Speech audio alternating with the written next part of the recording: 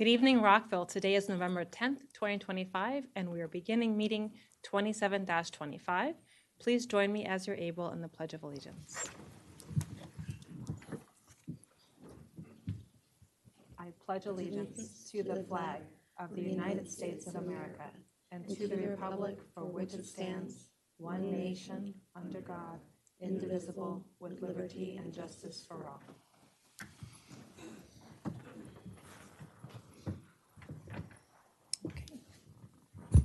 Thank you, everyone.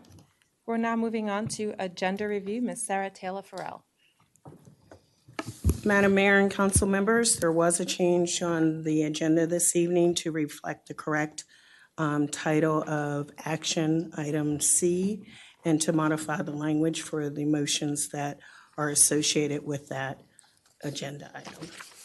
And it has been corrected online for the public and at the dais with your quick reference. Okay, this is for item 11C. 11C. Perfect. Yes, thank you. And 11C refers to the rental facilities and landlord-tenant relations, in case anyone is trying to follow along. Okay, thank you very much. Now we'll have the city manager's report. Mr. Mihalik, welcome. Mayor Ashton, members of City Council, ladies and gentlemen, good evening. Just two very quick announcements.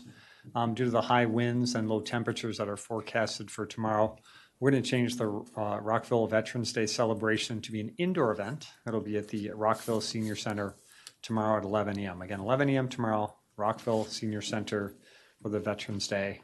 We think it'll be a better tradition and greater attendance if we move it inside. One other announcement, and it's really good news. The Rockville Town Center Master Plan, which this body unanimously adopted a couple of weeks ago, received an award from the Maryland chapter of the American Planning Association. So that's great news for really excellent work by staff, by this council, and by the community with rich engagement. So we're really proud of that. That's all I have, Mayor. Thank you so much. Thank you so much. We know the Rockville Town Center Master Plan was well done by staff and our colleagues, and it's nice to see that others see it as well. So thank you for your leadership on that. And just a reminder, 11/11 at 11 at the Senior Center. So please note that and tell your friends. We don't want anyone standing outside in the cold. Okay, we'll now be moving on to community forum. All persons shall address the mayor and council and speak in a civil and courteous manner. And members of the audience, we also ask that you be respectful to each other. Each person is allowed 3 minutes, and we ask that you stick to the 3 minutes allowed. There will be an audible beep, but you can also follow along with the time clock that's in front of you. We do have a few people who have signed up in advance. First is Mr. Glenn Fellman. Okay. We'll now move on to Larry Yates.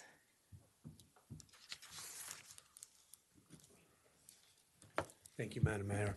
Good evening, Madam Mayor. Honorable Council. Is a little different on this side of the dais. My name is Larry Yates. I'm a member of the City Council in Ocean City, which I'm very proud of. But what I'm going to talk about in a moment, I'm even more proud of. Good evening to the City Clerk, Mr. City Attorney, Mr. City Manager. Thank you all for what you do every day. I know it's a full-time 24-hour-a-day job. Trust me, my phone blows up a lot.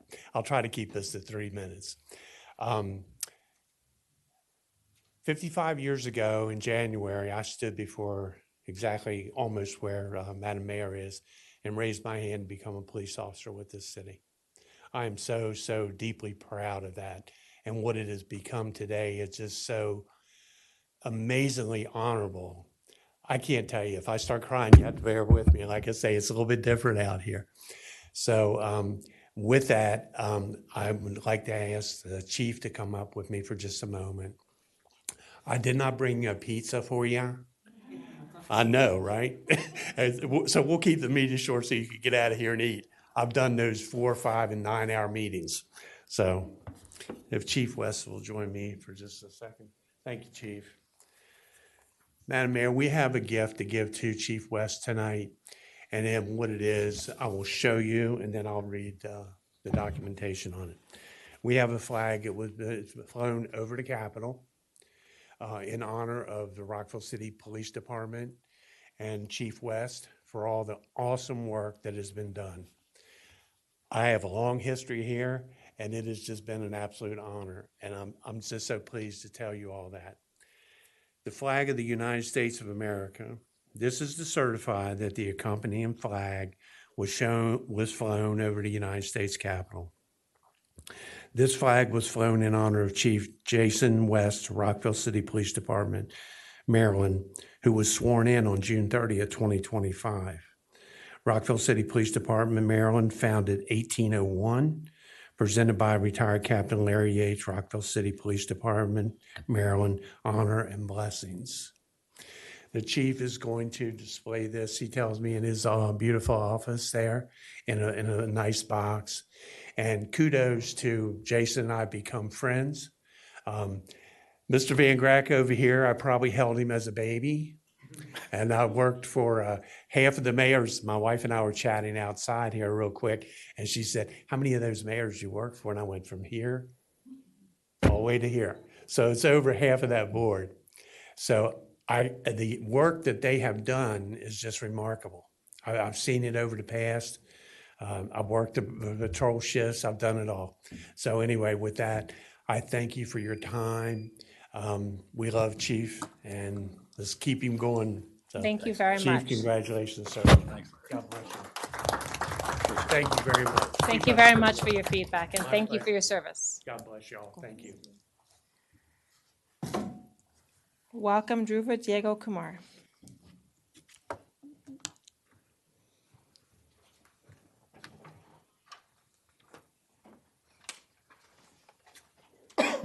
I'm going to run out of time saying the same things every week. Honorables, Mayor Ashton, thank you for presiding and leading over this open democracy forum. Please note that I'm explainer-in-chief. My info counsel worth billions to trillions of dollars. It's also not quantifiable just by dinero money. Already proven this. As mentioned previously, I'm evaluating possible candidacy for U.S. House Rep Congress or Montgomery County Government Council. Thank you. Now, not all my thoughts. I only get 3 minutes here. Disclaimer as stated previously, not necessarily this info for any of you individually or as a council. Now, my preamble, I pledge allegiance to the flag of the United British America, our founders and framers of our USA Constitution, USA America, rule of law, MAGA America first, rule of law, rule of law. I pledge allegiance to my home country, India's smooth, not war, not ugly conflict, transition from the British Empire to the British Commonwealth.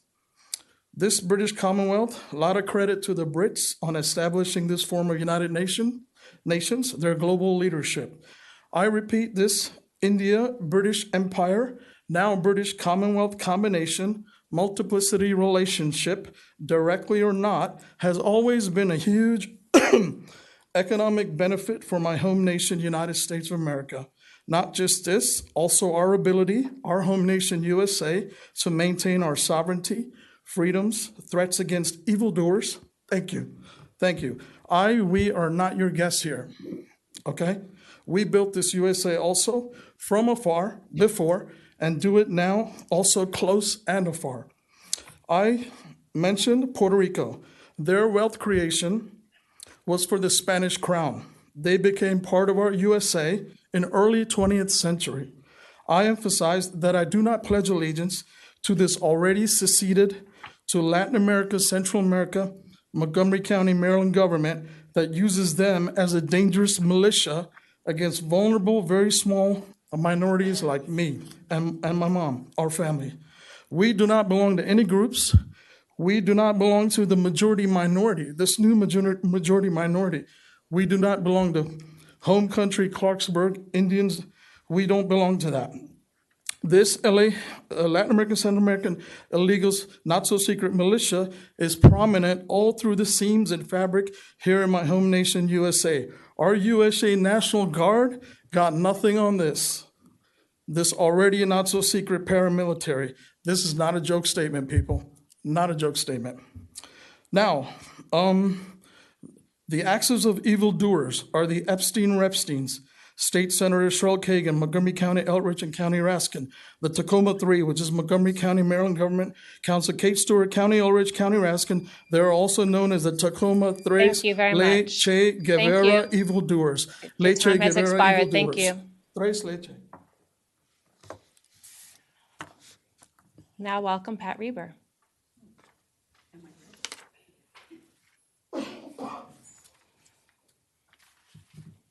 Thank you. Good evening. Good evening. I just wanted to thank you all, some of you all, for listening to us last week, coming out and seeing the property that we're concerned about. And I want to invite and others from the mayor and council or the zoning staff or Mr. City Manager, you're welcome to come out and have a look. The reason I'm here alone again is that we have a team of about 60 in Newmark who are working on this issue. I think you all are now familiar with what the issue is. And most of them are at home tonight still working on talking to people and explaining the situation to them. More than half of our homes are represented on the petition that you'll be receiving next week. We have well over 300 signatures on the petition, so I just wanted to bring you all up to date with where we're at with our project in Newmark Commons. And again, I want to thank you all for what you do and for coming out. Thank you very much. Thank you. Thank you. Mr. Fellman, I called you earlier. Would you like to still speak? Okay, please join us.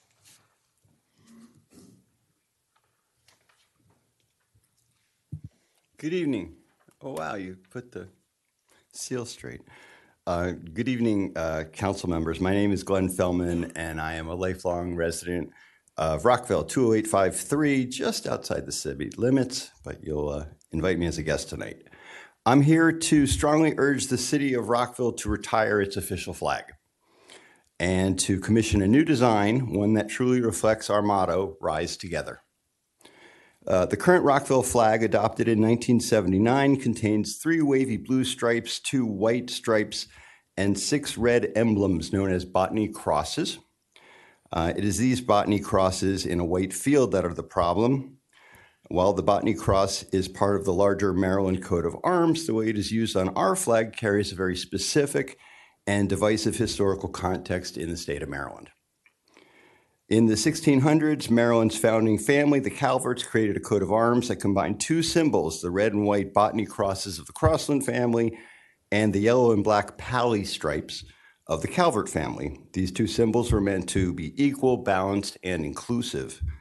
During the Civil War, Marylanders who joined the Confederacy specifically adopted the red botany cross on a white field to signify their birthplace and allegiance. Meanwhile, Union loyalists in Maryland adopted the yellow and black pally stripes, and the 2 became symbols of a divided state and a divided populace. After the war, the Maryland flag was deliberately adopted to feature both of those symbols equally side by side as a powerful symbol of reunification, tolerance, and inclusion. In the state of Maryland, there are 148 counties and municipalities with official flags.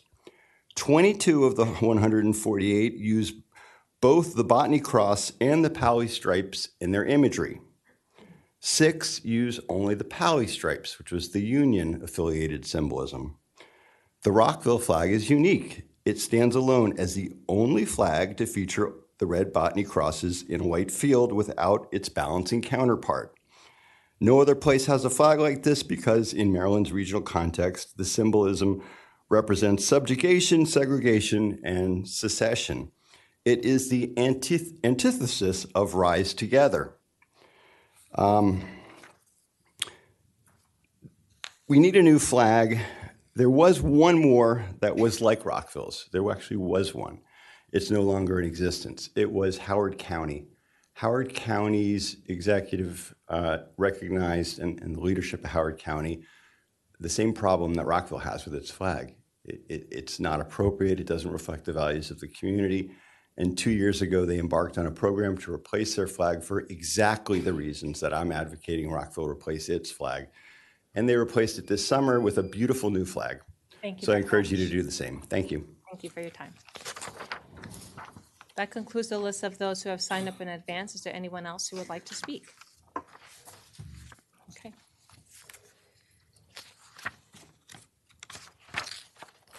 We appreciate everyone's comments.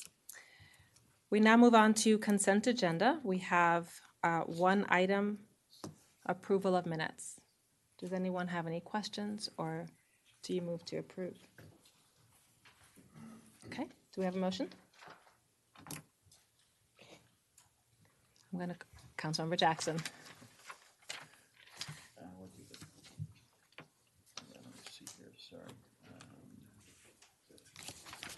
It is. Thank you, Mayor. I move to approve consent agenda item A. Thank you. Councilmember Fulton seconds. All those in favor, please raise your hand and say aye. Aye. Excellent, thank you. Great. We'll now move on to our public hearing. Our public hearing is focused on our fiscal 2027 budget, and it is first of many that we will be doing. I would like to invite Kim Francisco, as well as the finance team, to share a little bit of background, and then we will open up the public hearing.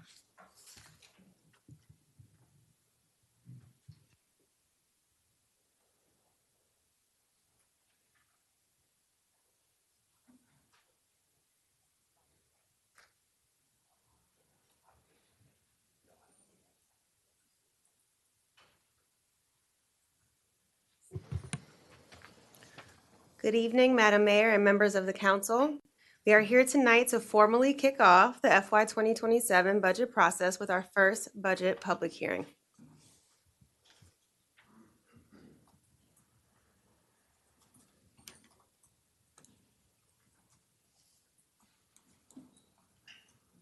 The illustration on the screen is an overview of the city's annual budget process. While I did just refer to this public hearing as our official kickoff, the reality is that we began soliciting public feedback for FY 2027 back in May with our proposal project process, and we launched the city's budget priority survey in September. The public hearing we will hold tonight is one of 3 that we have planned for this year's budget process. Internally, staff are actively compiling budget submissions, which will be reviewed by the city manager and evaluated for inclusion with the proposed budget. Staff have received the listing of the mayor and council's key initiatives that came from the September retreat. Rest assured that departments are folding these into their work plans and their budget submissions for FY 2027. Looking ahead to 2026 meeting dates, we are planning to introduce the budget on March 9th and hold 2 work sessions in March focused on the operating budget, followed by a final work session in April focused on the capital improvements program and final balancing. We've outlined the schedule to allow for budget adoption for May 4th, which meets county requirements for confirming updated refuse, stormwater, and property tax rates. I will share with you all and the listening public that we are launching a new interactive digital budget book this year, which we hope you will find to be user-friendly with graphs and charts that are visually engaging and show more trend data. Consistent with past practice, we will maintain our budget Q&A document that will be used to track all budget-related questions received and staff responses. Last but never least, we encourage our community members to share their feedback, ideas, and priorities for the upcoming budget using our budget priority survey. You can access this survey by scanning the QR code on the screen or by visiting www.rockvillemd.gov/budget. If there are no questions, I will turn it over to Dan Chambers to cover our public hearing for tonight.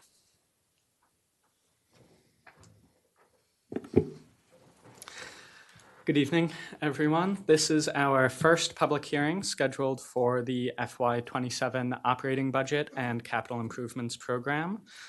This public hearing has a goal of engaging residents at an earlier stage in the formulation of the budget. This public hearing was advertised in the Washington Post on October 23rd and 30th, posted to the City of Rockville's website, social media accounts, the Channel 11 bulletin board, as well as in the October and November editions of Rockville Reports. Included in your packets this evening, along with the slides just presented, is a summary of all public testimony on the FY27 budget thus far, as well as the public testimony exhibits themselves, and an interim report of our community budget priorities survey. At the time of drafting the report, we had 119 responses. When I checked as of tonight, we were at over 170, so it's still going up and up. Additional public hearings, as we just saw, are scheduled for March 9th and 23rd after the FY27 proposed budget is presented. In addition to these public hearings, the public can submit written comments directly to the mayor and council, as well as, we just said, submit responses to the online survey, again, at rockvillemd.gov/budget. The FY27 budget public record is scheduled to close in April of 2026. Thank you. Thank you. Does anyone have any questions? Okay.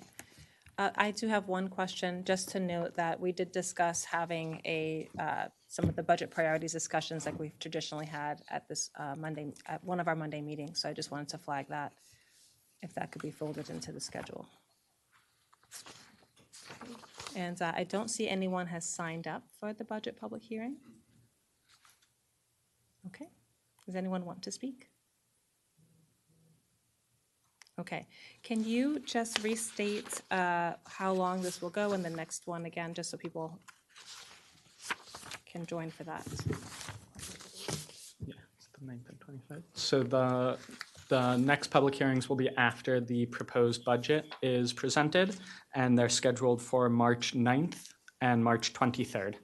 Excellent. And the public record will be kept open through April.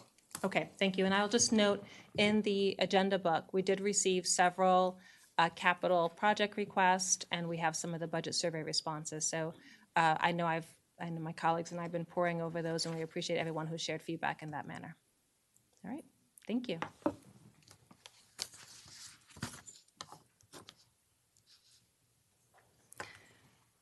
Next, we'll be moving over to agenda item 11A, action item, introduction and possible adoption of an ordinance to amend ordinance number 12-25 to appropriate funds and levy taxes for FY26, which is budget amendment number 2.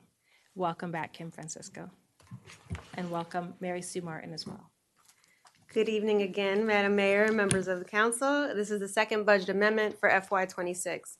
This amendment includes funding for purchase orders that carried over from FY25, an increase in police overtime funding, which is fully offset by community support revenue, recognition of a zero-emission vehicle grant from the Maryland Energy Administration towards the purchase of an electric bus for the senior center, additional funding from Art and Public Architecture reserves for a public art project at David Skull Park, replenishment funding for grant contingency and water fund contingency, and recognition of a reduction in a federal grant for the Twin Brook Pedestrian and Bicycle Bridge project.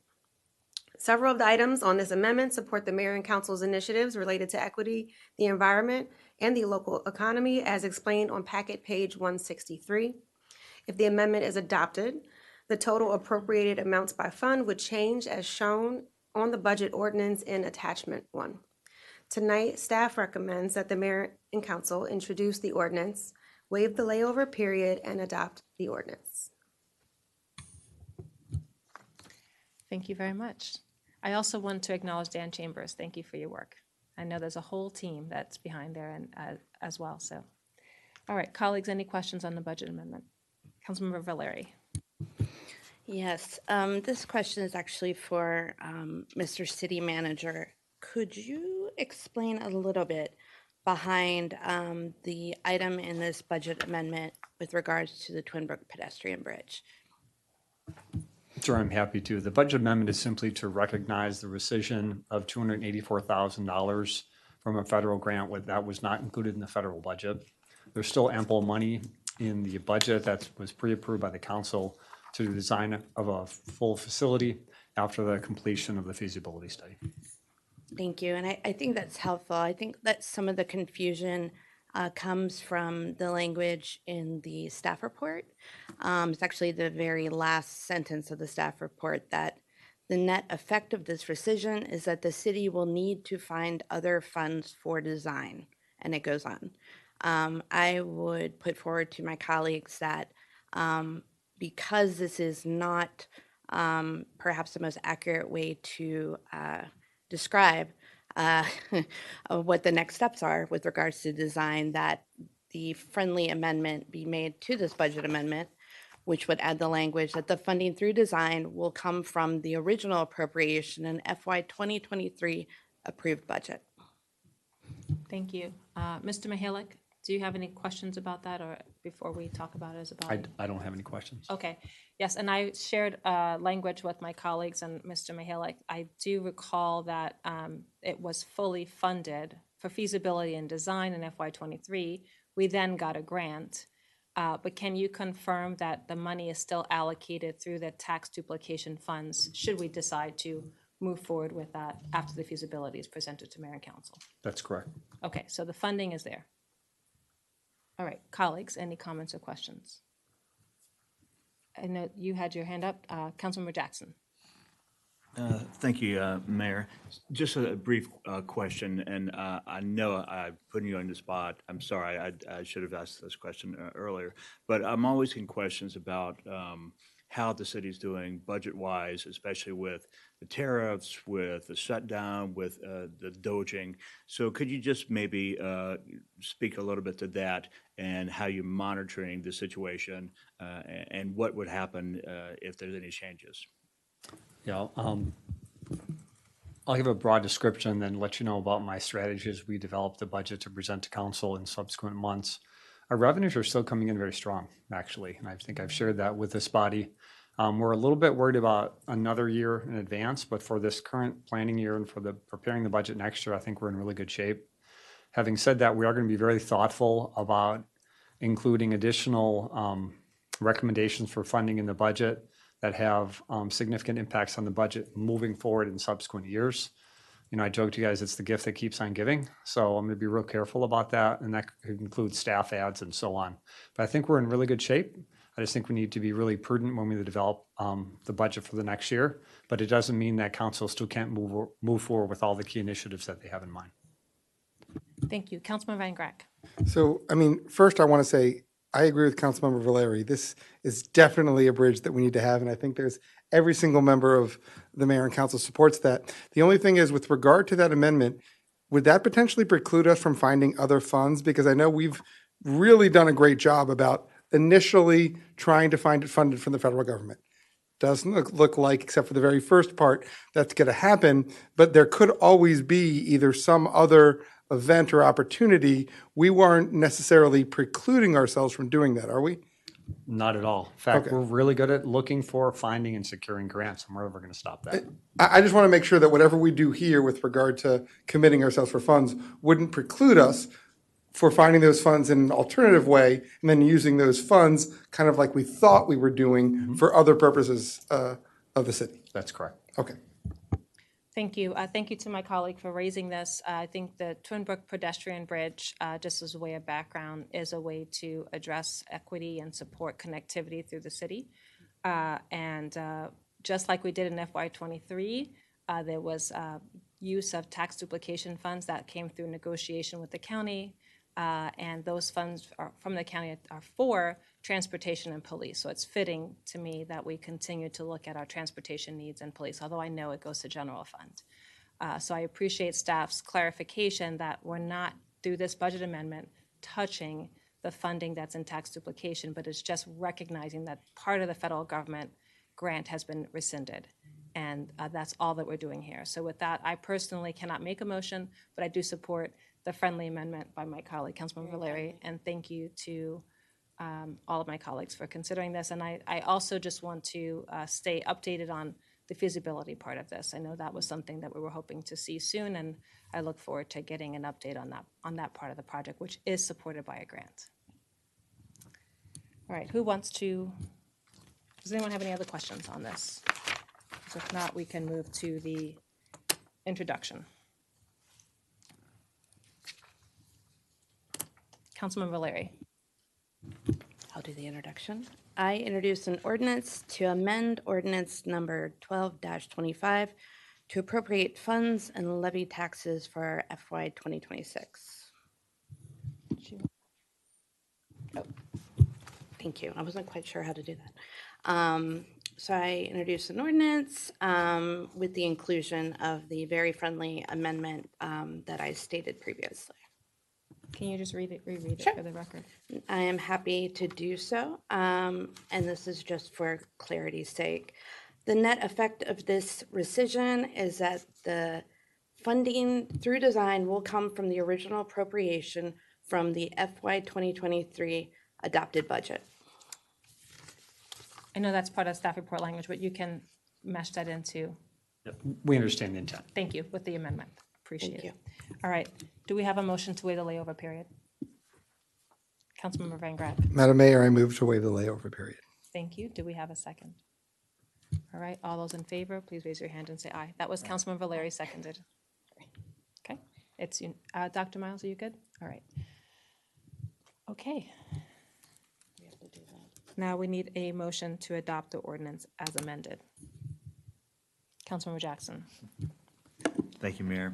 I move to adopt the ordinance to amend ordinance number 1225 to appropriate funds and levy taxes for FY 2026.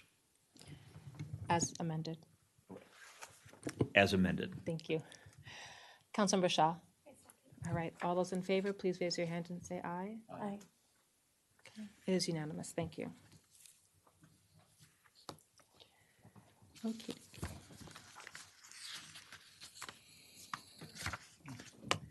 Okay, thank you to the finance team. Well done. We now move over to our next action item, item B, adoption of an ordinance to amend section 1-8 entitled Application of County Law of Chapter 1 of the Rockville City Code entitled General Provisions to allow Chapter 48 Solid Waste Article Plastic Carryout Bag Reduction, Section 4865, short title, and then 4867 Plastic Carryout Bag Prohibited, and Section 40-68 Penalty and Enforcement of the Montgomery County Code to apply in the city of Rockville. I'd like to welcome our presenter, Amanda Campbell, along with staff member Erica Shingara. Thank you, Mayor Ashton and members of the council. I plan to provide a brief summary of the proposed ordinance amendment, which is in attachment 1 of your packet. This simply allows Rockville to opt into the plastic carryout bag reduction section of Montgomery County's Bring Your Own Bag law, so the full law can be consistently applied in Rockville and Montgomery County. As background, earlier this year, the Montgomery County Council adopted the Bring Your Own Bag law, which is attachment 2 in the packet. This bill goes into effect January 1st, 2026. The new law applies differently in the municipalities than the county as a whole. So if Rockville does nothing, then on January 1st, Montgomery County's bag fee increases from the current 5 cents to 10 cents on both plastic and paper bags for carryout bags.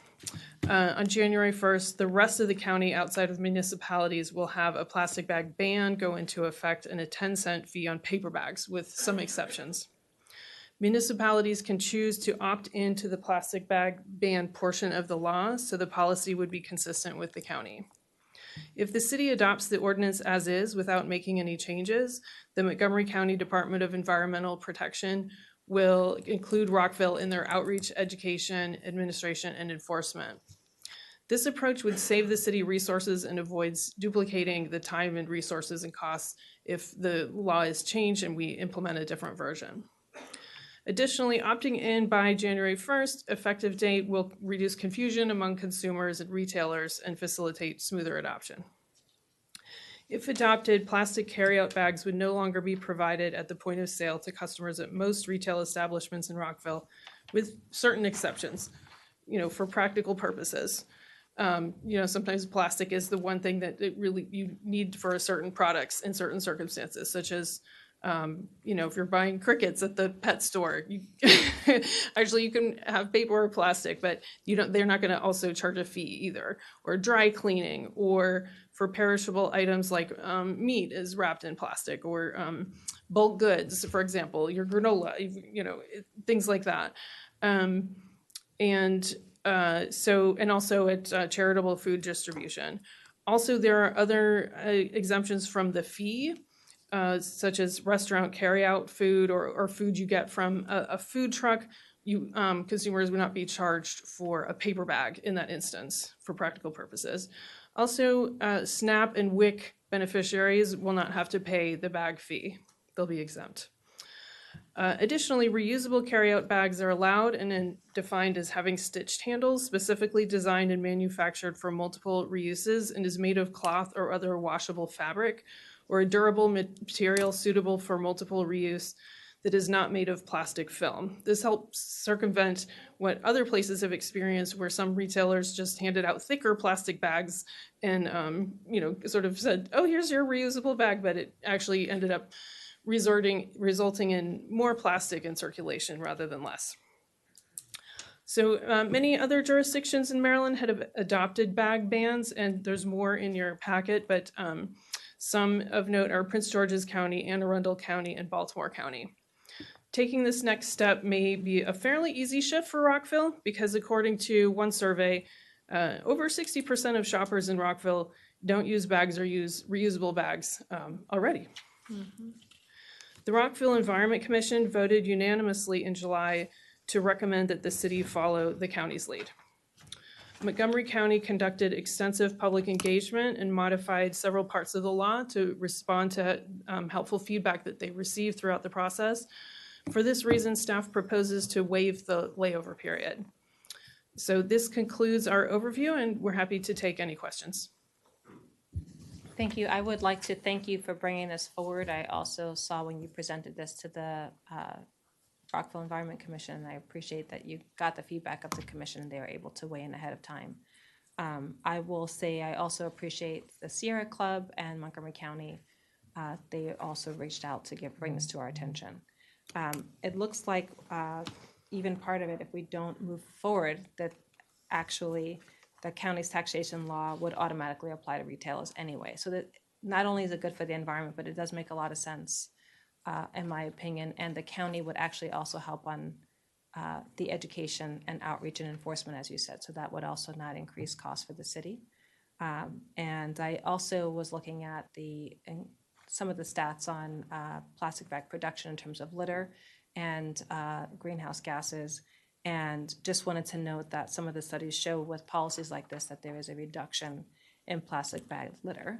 And as you noted, many of our Rockville residents are already engaging in this practice, so it's trying to get to the other 40%, and there are some exemptions that make sense. So I just want to thank you for bringing this forward. I thank my colleagues for sharing and their support for putting this on agenda for discussion. Colleagues, does anyone have any questions? All right. Councilman Van Grack. I was just going to add, and I appreciate Ms. Campbell and Ms. Shingar's points, but even to clarify it even more, not only was there the original presentation with regard to this issue before the Environment Commission, I think it's important to note almost every single member of the Environment Commission specifically talked about the benefits of incorporating this ordinance into Rockville. And I think it's important to note not only is there benefits for all the different reasons that were noted in the presentation, and for everything that Madam Mayor said, we've also got an issue where if Montgomery County is going to do this, and we've got stores in Rockville, there could create a confusion with regard to shoppers and businesses as to what specifically are the rules. So for all the reasons that I think everyone in the Environment Commission talked about, and for us to allow consumers to be consistent about what are going to be the rules for bags while they're shopping in Rockville and the surrounding community, I think it's important for us to pass this ordinance. Thank you, colleagues. Councilman Valeri. Yes, thank you so much, and thank you for a great staff report and the resources that you pulled together for this item as well. I was really appreciative of that. I have one question and then two super quick comments.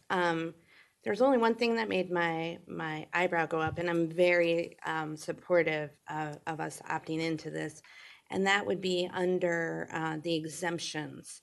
A bag used to package items for the purpose of charitable food distribution. Can you explain that one a little bit? I'm thinking more in terms of, you've gone into a store and you're getting some food for, a charitable purpose. So how is that even enforced, what that use is for? Do you know? I'm sorry to put you on the spot. Just from volunteering at our holiday drive, a lot of times we package the food in plastic bags, or we've done reusable lately, but if something like that or other food banks. So if you're going and getting canned food or other things, I don't know how they would enforce it because there's not really a retail. You're exactly right there. But that's why there's an exemption. Okay, and that kind of makes sense. I was also thinking of the scouts as well, like, but even they've moved away from leaving a bag on your door and they just put a post-it note. So, yeah, that would be the one exemption. Literally, it's the only exemption that I'm not quite sure how that's enforced or how that would work. I love this idea. I'm always cautious when we are having to communicate anything that applies to residents of Rockville that the county has passed. And I've seen some of the challenges, in particular, in the same environmental vein, with the ban on gas-powered blowers. And, folks don't quite know, like you try talking to a neighbor and they kind of shrug you off. What's your next step then if that person still utilizes a gas powered blower and we're well past July 1st, right? And then there's some of us when we call 311, because we're in the city of Rockville, they'll just route us to City Hall. So is there something in the way that we communicate to residents how they can, how this will actually apply to them? This is probably more in the PIO realm of things, but I think we need to move quickly as well, since January 1st would be when this would, kick into place. So getting our folks, our residents ready for that would be, I think, critical.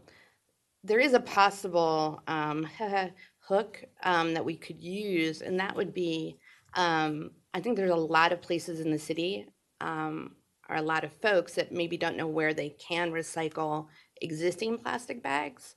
So there might be kind of a, hey, get ready for January 1st, and you can drop off any plastic bags you have right now here, here, and here.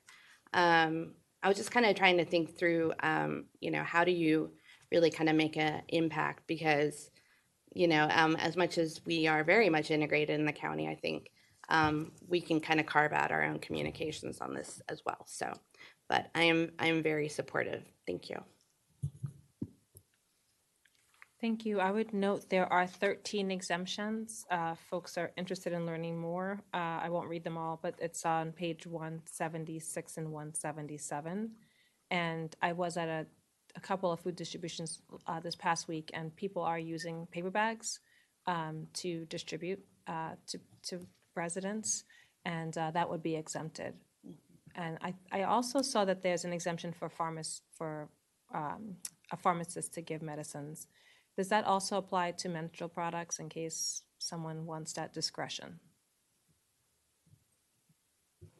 That's a good question. I don't think so, but I think, the paper bags will still be offered at these locations.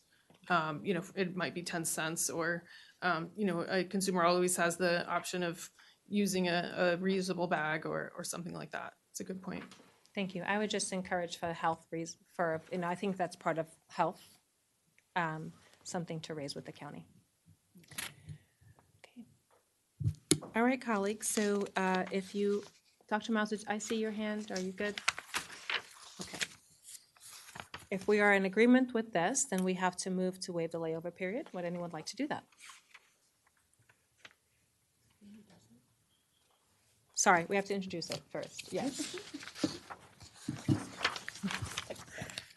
Councilor Fulton, would you like to introduce it? Sure. I introduced an ordinance to amend section 1-8 entitled Application of County Law of Chapter 1 of the Rockville City Code entitled General Provisions to allow Chapter 48 Solid Waste Article 9 Plastic Carryout Bag Reduction, Section 48-65 Short Title, Section 48-66 Definitions, 48-67 Plastic Carryout Bag Prohibited, and Section 40-68 Penalty and Enforcement of the Montgomery County Code to apply to the city of Rockville. Thank you. Does anyone want to waive the layover period? Do we have a motion? Councilmember Shaw. I move to waive the layover period. Do we have a second? Councilmember Valeri seconds. All those in favor, please raise your hand and say aye. Aye. It's unanimous. Now we need a motion to adopt. Councilmember Van Grack. Madam Mayor, I move to adopt an ordinance to amend section 1-8 entitled Application of County Law of Chapter 1 of the Rockville City Code entitled General Provisions to allow Chapter 48 Solid Waste, Article 9, Plastic Carryout Bag Reduction, Section 48-65 Short Title, Section 4866 Definitions, Section 48-67 Plastic Carryout Bag Prohibited, and Section 40-68 Penalty Enforcement of the Montgomery County Code to apply in the city of Rockville. Thank you. Motion's been made. Do we have a second? Councilmember Fulton seconds. All those in favor, please raise your hand and say aye. Aye. Excellent. Thank you very much. And I will also note that the plastic bag money does go to a good cause in terms of supporting stormwater management and other things related to the environment. So thank you to the Environment Commission. Thank you to our staff. And thank you, City Manager's Office, for bringing this over to us so quickly. I appreciate you.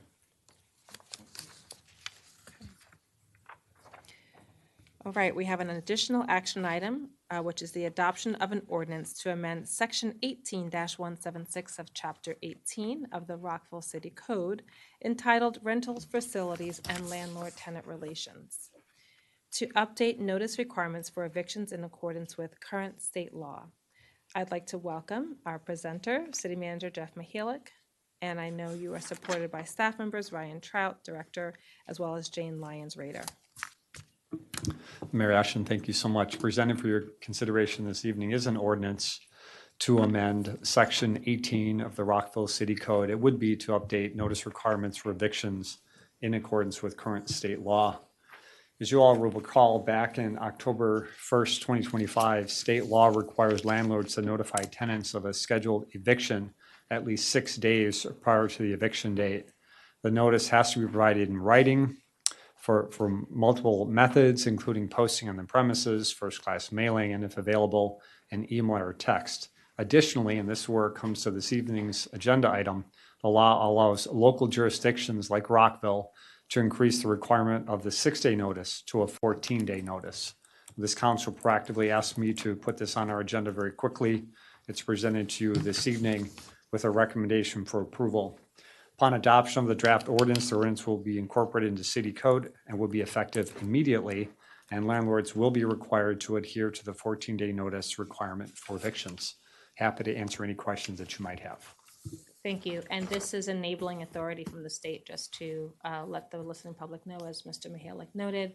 It's simply extending the period of notice from 6 days to 14 days to give tenants more time to plan.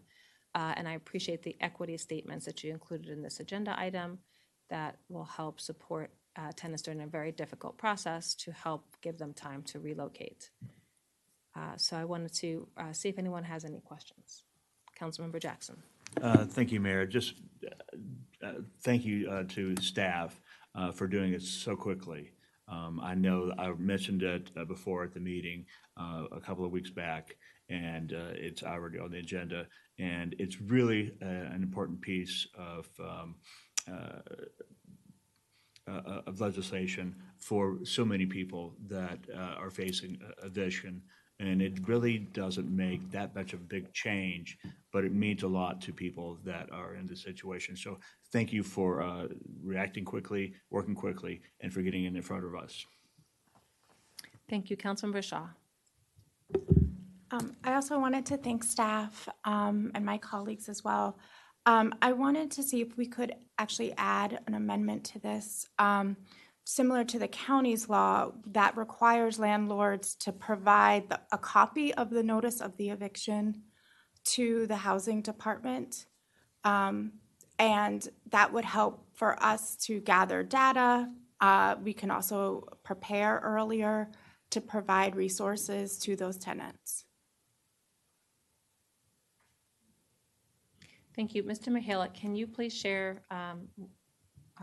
if that's something that the department could handle and how that would take effect for you all? This is a new request. Haven't had much time to think about it.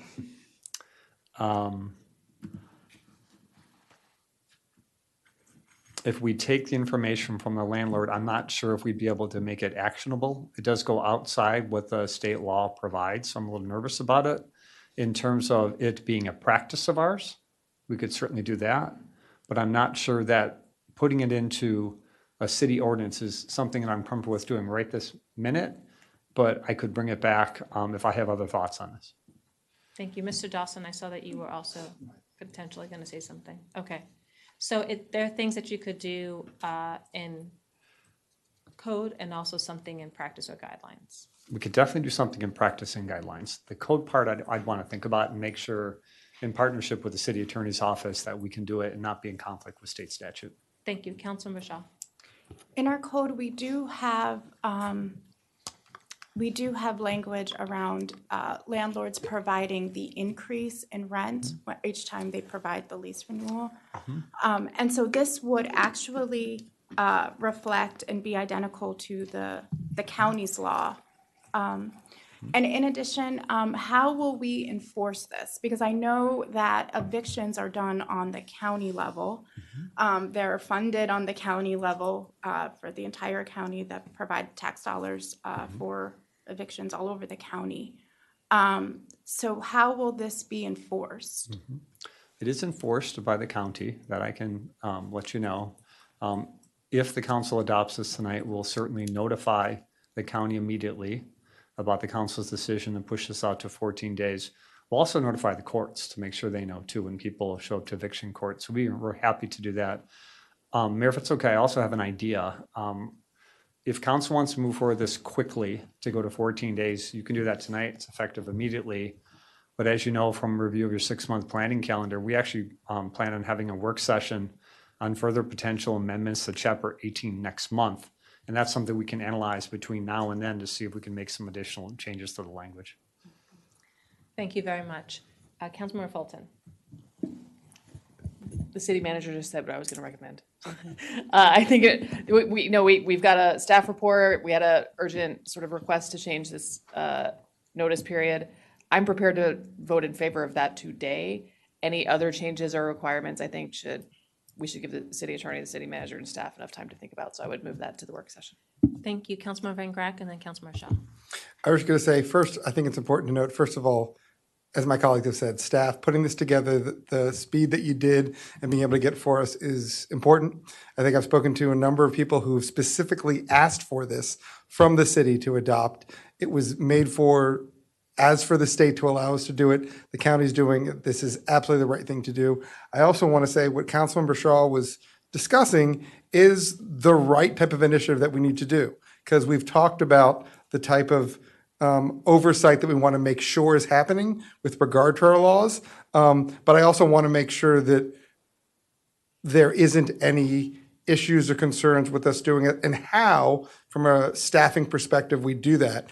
And I think putting it together with some of the other things that we're doing to make sure that we can do this and how it fit works. But as drafted and after staff put together, I do support what's here. Thank you. Councilmember Shaw. So I just wanted to note that in the county's law, they, as I mentioned, have landlords have to provide a copy of the eviction notice to the housing department. In addition to that, if landlords fail to do that, then it will be deemed a Class A civil violation, subject to a fine of $500 for the first offense and $750 for each repeated offense. And so I think it's great for us to move forward with this in concept, but also it would be better if we had a way of enforcing it. And I think once we draft this into our code, if we can start practicing where we would have landlords providing a copy, it provides an extra level of enforcement, oversight. It also provides us a way that we can get data on the evictions, and it also provides us a heads up in how we want to coordinate with that tenant to provide them with the resources that they need to prevent the eviction. Thank you. I agree that ultimately we would like to prevent evictions, and sometimes people don't know about our rental assistance programs, which sometimes is on, we definitely do it on top of the county, so there's a way for Rockville residents to get support above and beyond what the county gets. I would also note that there would need to be education, and I'm fine to move forward what we have today and then explore, as you noted, Mr. City Manager, as we look at the landlord tenant code, to see how we can do that, because I do think that when anyone applies for a rental license, they need to know what the penalties are and what the requirements are, and this is new, so we'd have to do some outreach there. Councilman Valeri. My question is actually for Mr. City Attorney. I know you have explained this in the past, but in this context, it might be helpful as well. Can you share a little bit about why it would be a landlord may issue a tenant versus a landlord must issue a tenant? And then continue that sentence. Sorry to put you on the spot. So you're referring to section 18-176A. A, correct. A landlord. So before may. it read that a landlord has the right to issue. Mm-hmm. And now we're just simply saying a landlord may issue a tenant a written notice to vacate and institute eviction proceedings in accordance with provisions of real property. So the provisions of the state law requires the, so we. Yeah, no, I'm just wondering if may here has the same force under the law as must. I'm presuming. Well, yes. it doesn't have the same force, but it does state that they would have to do it in compliance with state law. Okay. So if we want, I think we probably could change it to shall, but It would be shall. in this case, it still has to be done in compliance with state law. Yeah, then I would just put a pin in that as part of our discussion in the next month. Maybe where there are places where we can make it a little bit more. You actually can just amend the motion to change that from may to shall. Okay. And then I would put that forward as an edit. I don't know why we would make that optional for folks. But again, it isn't optional. It still has to be in compliance with state law. Yeah. Councilmember Jackson. If there's no further discussion, I would go ahead and introduce an ordinance. Please do. All right. Introduce an ordinance to amend section 18-176 of chapter 18 of the Rockville City Code entitled Rental Facilities and Landlord-Tenant Relations to update notice requirements for evictions in accordance with state law as amended. Thank you. Do we have a second? Councilman Valeri seconds. Sorry, you're introducing, sorry. Do you want to waive the layover period? Yes. I will move to waive the layover period. Do we have a second for that? All right, Councilman Valeri seconds. All those in favor, please raise your hand and say aye. Aye. Excellent. Okay, who wants to make the motion? Councilman Van Graff. Madam Mayor, I move to adopt an ordinance to amend Chapter 18 of the Rockville City Code entitled Rental Facilities and Landlord-Tenant Relations to update the notice requirements for evictions in accordance with current state law. As amended. As amended, please. As amended. Thank you. Just, I'm sorry, I just got a text message from the attorney who actually drafted this section. And she said that the landlord doesn't have to move forward with the eviction. Therefore, that's why she put may in there instead of shall. So we probably should keep it as may. Yeah, that's fine. Yeah. I take away the as amended. Okay, so Mr. Dawson, would you like us to restate, to go back and clarify with our original motion? I think the introduction was fine and the waiver of the layover, it's just the motion itself. So let's make a clean motion, please. Madam Mayor, I move to adopt an ordinance to amend Chapter 18 of the Rockville City Code entitled Rental Facilities and Landlord-Tenant Relations to update notice requirements for evictions in accordance with current state law. Thank you, Period. Councilman Valeri. Second, period. All those in favor, please raise your hand and say aye. Aye. Excellent. Thank you, and thank you for our call a friend experts. We appreciate the work on this, how quickly it went, and the information you provided. Thank you very much. I will just note that we should make sure on our rental license that we're including information about this. I was having trouble finding some of the basic Bill of Rights and landlord-tenant information, so just want to take a look at that as well. Councilmember Shaw.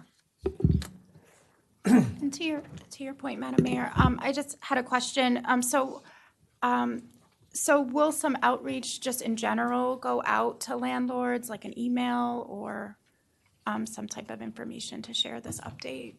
Yeah, we'll put together a light community engagement plan to make sure people are aware of this code, and we'll publish it through our normal channels. Okay, Thank you. And I know you said you're going to be in touch with the courts as well as the sheriff's office. That's correct. Thank you very much. Okay.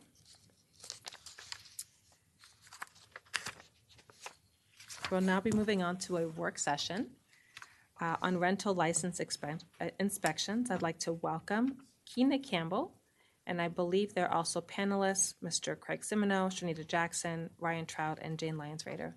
Welcome, Ms. Campbell.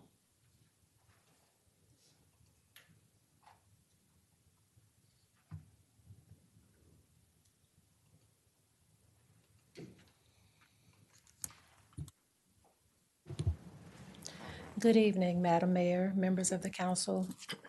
My name is Keena Campbell, and I'm the Chief of Inspection Services, and I am joined tonight by Sharnita Jackson.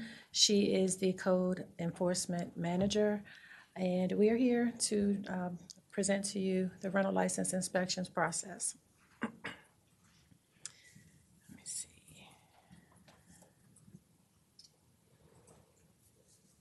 Okay.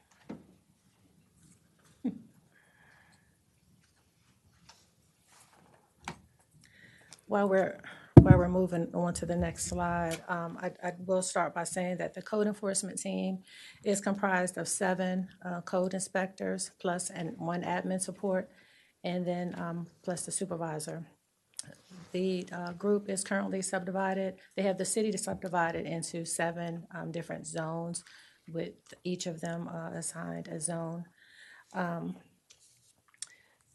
For tonight's presentation, just an outline, we will go through the purpose of the programs. We will discuss both the single-family and the multifamily rental processes. We'll get into our enforcement tools. We will also discuss the new Maryland mold law, and then we will be looking for any feedback when we get to the end of the presentation. Just a few things to keep in mind as we're going through the presentation. Do you support staggering the multifamily licenses? Do you support continuing the current enforcement tools? Do you support raising the number of multifamily inspections from 20 to 25%? And then also, do you support implementing an enhanced inspection program? And obviously, we'll go through these during the presentation. So again, the purpose tonight is to discuss the single-family rental inspection process. We'll also discuss the multifamily process, the current tools that Chapter 18, the Landlord-Tenant Code, allows us to do at this time, and then we will also discuss proposed new processes related to both mold and enhanced inspections. So we'll start with the current single-family rental license process. So single-family licenses are issued biannually, and the expiration dates stagger. So each property has its own expiration date. So that comes out to about 50% of the total stock in the city that gets inspected every year. There are approximately 2,500 single-family rentals in the city, and all of them are inspected by our code enforcement team prior to the expiration of their license. The process is within 30 days of your expiration date, you'll get a notice letting you know your date is approaching for you to go ahead and schedule. And again, all of those properties do get inspected before your license gets renewed. And if there are any deficiencies, they must be addressed and closed out prior to issuance of that license.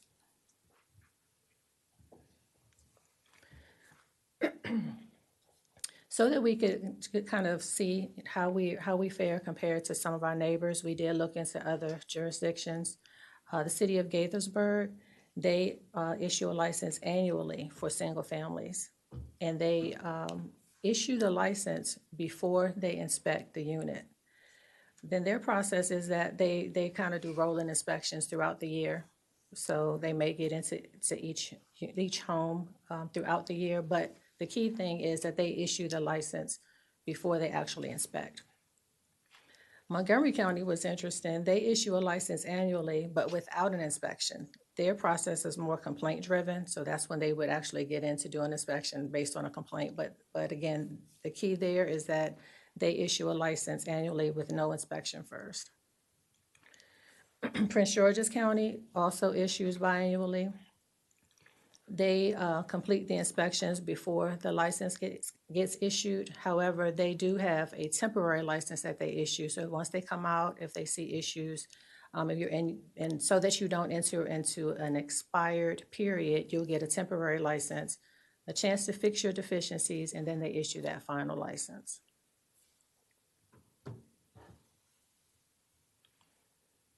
We put together some data. This is for calendar year 2024, just to kind of, to give us an idea of how do we look? What are we actually seeing when we go out and inspect? And what we found, and again, this is for calendar year 2024, that we had a pass rate of 74%. So this is 74% of the homes that we did inspections for passed that first go round. So based on this data, based on the comparison with neighboring jurisdictions, we decided that we would be continuing this program for the single families with no changes at this time. Excuse me. So moving on to the multifamily rental license process. We currently have approximately 99,135 units in the city. The current process is that all of those licenses expire annually on March 31st. So as you all can see, that's a lot of work the first quarter of the year with all of those units expiring by March 31st. Our current practice is that we inspect 20% at each complex before renewal of the license. So that gives you a turnaround time of about 5 years. So it would take about 5 years at that rate for a unit to be inspected. Any deficiencies that we find during those renewal inspections must be addressed prior to the issuance of the license.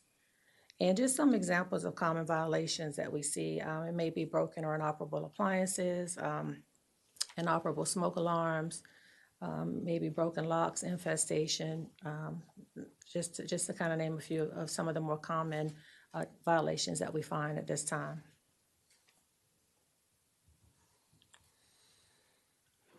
So this table here, again, is for calendar year 2024, and it was intended, again, to give us an idea of how are we looking, what are we seeing. So this data shows us that we have a pass rate for multifamilies of 87%. So higher than the single families.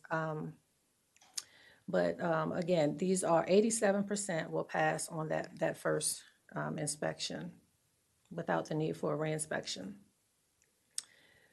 This is, we thought that this was an interesting number, and what it told us is that we know we have some outliers, or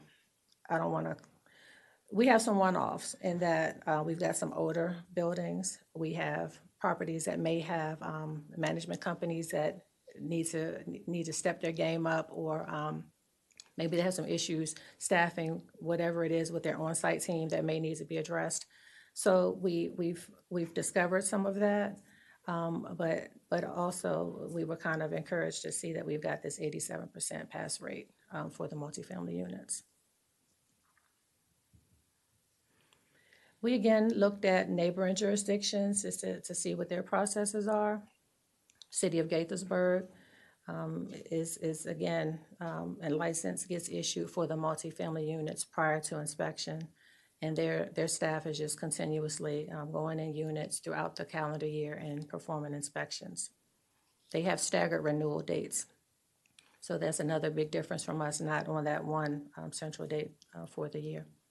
Montgomery County issues licenses annually without an inspection again. So even on their multifamilies, you get the license, no inspection. They're more of a complaint-driven process.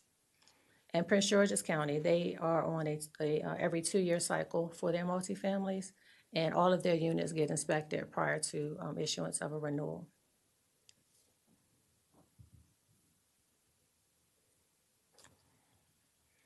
So we've been working on some proposed changes to the multifamily process. The first one here is to stagger the license renewal dates. This would help spread the workload out. In addition to staggering the dates, we will be increasing the inspections from 20% to 25% during the renewal period. So this means that 1 per 5 year that we talked about a couple minutes ago, now it'll be once every 4 years that we'll estimate that a unit will be inspected. We also will be implementing an enhanced inspection program, which will increase the number of units again to 40% based on thresholds.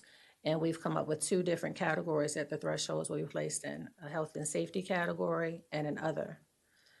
And I just want to repeat that because that'll be a very good jump and an increase in the number of units that we will get in during that license period every year. So again, it's from 20% to possibly 40% at renewal period.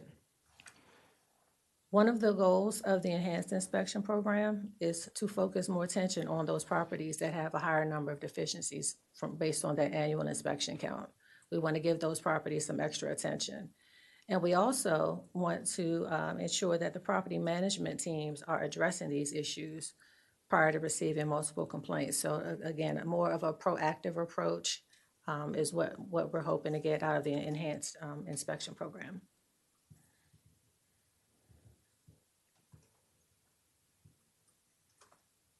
So the enhanced inspection program will use a tool of an escalation system.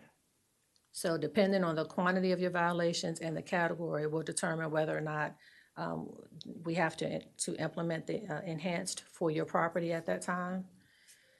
So again, as I stated earlier, we will categorize those violations based on health and safety and other. And you'll see a little bit more about this on an upcoming slide. We'll show you how we plan on breaking those out. And one other key thing that will be a part of the enhanced inspection program is properties where the enhanced inspections are implemented will be assigned a senior and community enhancement inspector. So those properties will get escalated, get again, additional attention and more of a management role will be played in ensuring that those deficiencies are closed out.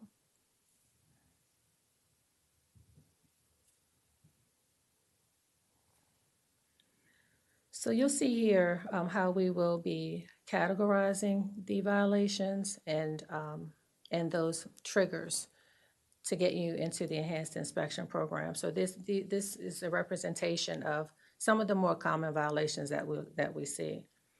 So we will be starting with our new 25% during an annual period. Well, if 25% of my 25% fall into this category where I have either of these things, smoke detectors are inoperable, broken doors, broken locks, suspicion of mold, then that's a given. We're definitely going into enhanced inspections, which will mean that now we're going to bump ourselves up to at least 40% at that property. If I have 10% of my initial 25%, where I have a malfunctioning HVAC system, where I can't maintain at least 68 degrees in the heating months, then I will also be kicked into the enhanced inspection program, and I'll be bumped up to now 40% of the units at that property will be included in the rental license inspection.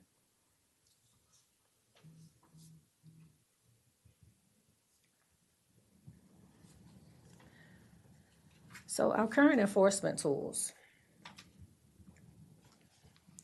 and I'll start by saying that these are what Chapter 18 allows for us to do currently. The first one is inspect at the time of application or renewal. So again, we must inspect prior to issuance of the license. Chapter 18 also says that we have the right to go in and inspect when we have reasonable suspicion, and it defines what reasonable suspicion is, which is a credible complaint of a violation or documented evidence that a violation may exist. So And the next one is complaint. So these first three are really what Chapter 18 gives us as permission to enter. These are when we have a role to play, either at renewal time, initial issuance of license time, so those kind of go hand in hand. If I have a credible complaint / reasonable suspicion, or now three, which we'll get into more on the next slide, if I have a complaint. So that there's just the kind of the basis as to when we have a role to play to get in and inspect. So you'll also see here that Chapter 18 allows us the ability to deny a license, suspend, or revoke a license, and then we also have the tool of a citation.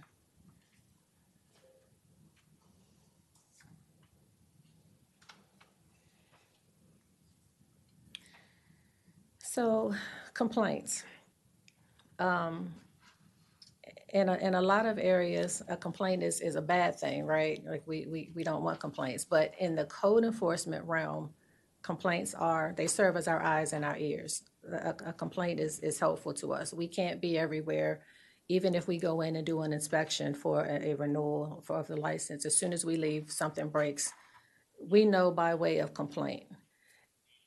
The code tells us that the complaint must be reported in writing to the landlord first.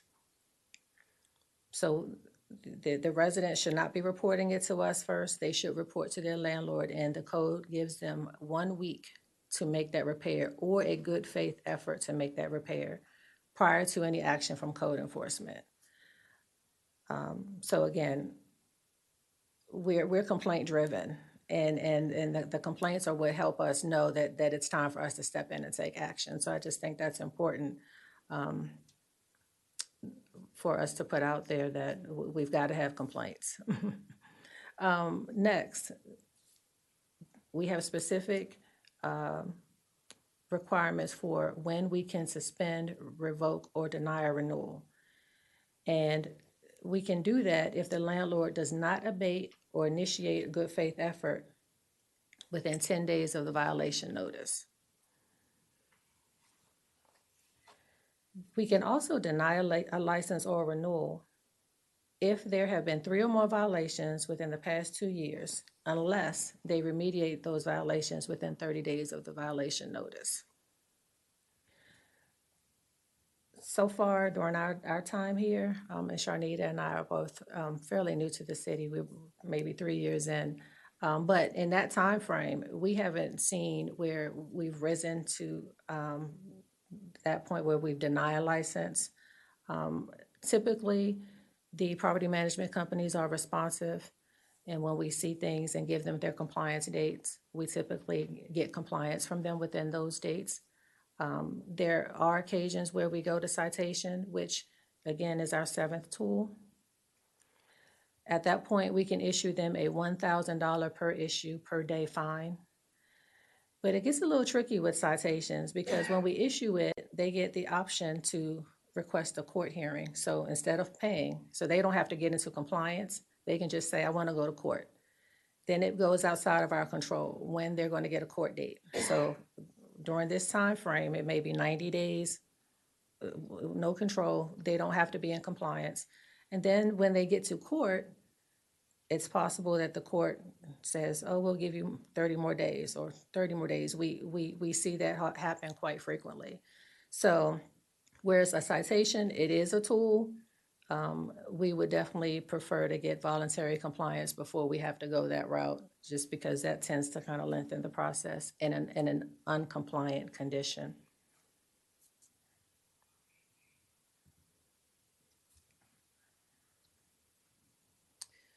So in July of 2025, the state of Maryland and the governor signed the new Maryland Tenant Mold Protection Law.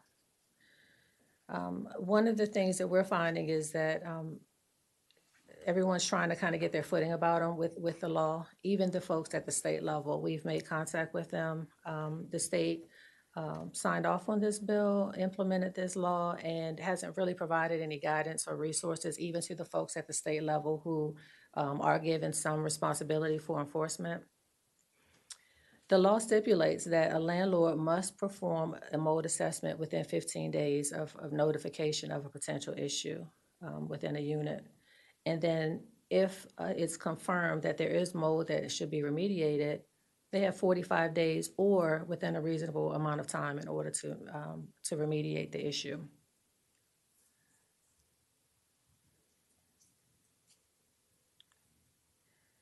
So in response to the new Maryland mold law, we have made some changes in code enforcement, even though it's still a little bit of question for us as far as what is the city's legal responsibility. It isn't well defined what our legal responsibility is regarding the law. However, assuming some responsibility there, we have begun enforcing the law with making our compliance period when we see suspicious substances match the state law. So that 45 days will be our new compliance date for suspicious substances. We also are now requiring air quality testing whenever a black substance is observed. And you'll notice that I'll use the word black substance. Our staffing we're not qualified mold experts. It could be mold, it could be mildew. We use the word black substance. However, to provide some assistance for us, since now there's more action required from us on the state level, we are in the process of formalizing a contract with an air quality consultant to provide us some assistance, whether we need another set of eyes on a test report that we've received from a property management company. Maybe they're two different reports at the same property, and we need some assistance, and working through those. They may be able to perform testing for us as well. So we are in the process of formalizing a contract. While the state hasn't, they're still in the process of putting together their own processes. They do have a list on the state website of not people that they can endorse, but just qualified companies. And we were able to find some folks on there who are going to be on standby for us to be able to provide assistance. One other thing that we are changing on the rental license, the multifamily rental license and the single family, there will be a reference and an acknowledgement to the Maryland mold law. So that'll be a mandatory checkbox on the applications saying that we acknowledge our requirements as landlord here, what we must fulfill. So we're in the process of adding those to the applications.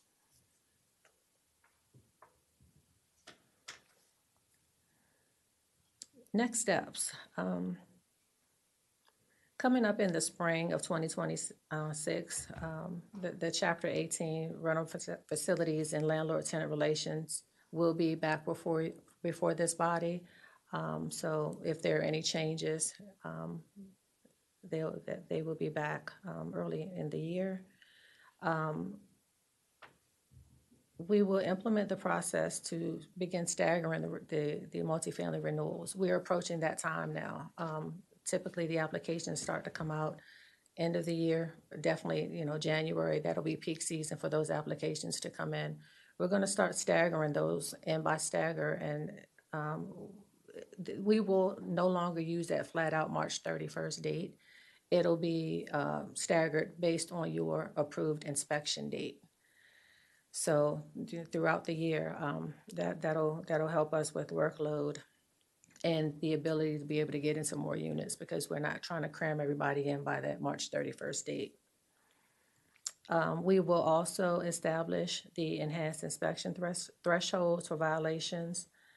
And that was, as we discussed, so that we will get to that 40% based on what the violations are and the thresholds that they fit into.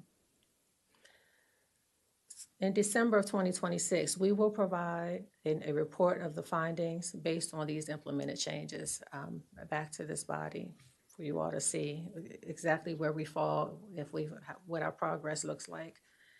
And we will also consider a senior community enhancement code inspector for the FY27 budget.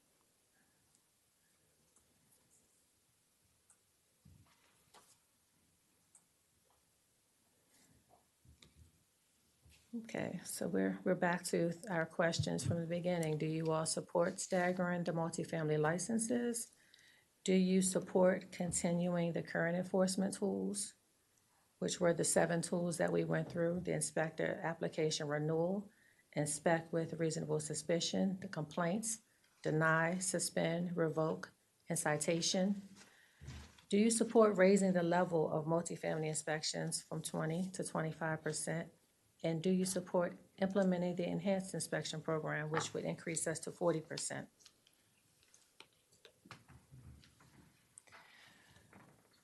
I am very excited about this topic. I know the city manager's office and others have heard me say I've seen some things.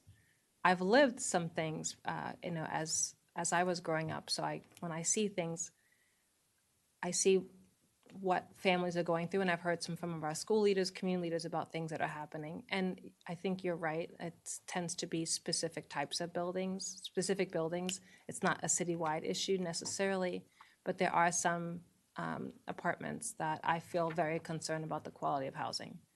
And I appreciate the research that you all have done to relook at our program.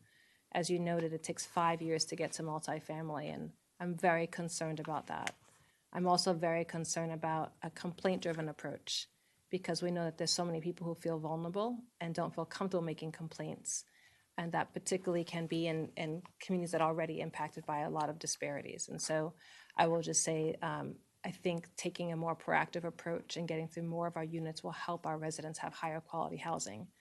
I know that I've walked and knocked several doors of residents who feel like they're in despair, whether it's roaches or mold and other issues that they're dealing with, and don't feel empowered. And they finally will speak up sometimes if we're knocking or if someone is helping them. But there's a trust factor as well, and I think we have to think about where we are as a nation, and people are generally uncomfortable and don't trust. And so I think that's another critical aspect of how we go about this program. It's not only what we do, it's how we do it. But I think there's a lot that we can do to improve quality of housing for residents in this community. And I'm particularly concerned about some of our communities that are seniors, low income, people who are from maybe immigrant communities. There are several vulnerable communities that I think are not living in the level of housing that I think should be in Rockville. So I really appreciate everything you've done here. I think there are a lot of good comments. If maybe we can go to the questions. I wanted to note, one thing I learned through the process is what you guys have been dealing with and having to do inspections of multifamily with everything ending in one period of the month of March. That is a lot of work for you all. And I appreciate you raising this as a key issue that we have to address. So I will just say I fully support the staggering, because that will help you from a workflow perspective. I don't think we should be giving licenses without inspecting. And so I think this will give you some time to be able to see how things expire and move them out. I do also, as a general perspective, I'm concerned with the lack of parity between tenants who are in single-family homes and tenants who are in multifamily. If you are in single-family, your home is being inspected every 2 years. If you are in multifamily, it's every 5. And so I think that's a big difference, and a lot of our residents are living in multifamily, and that may be growing over time. And so I appreciate some of the efforts that you've put forward to change that. I want to go a little farther. That's just me. I'll say that up front. I do appreciate the 20 to 25, but I'm hopeful that we can get to every unit within 3 years. But you all have to tell me how is that, if that's even feasible.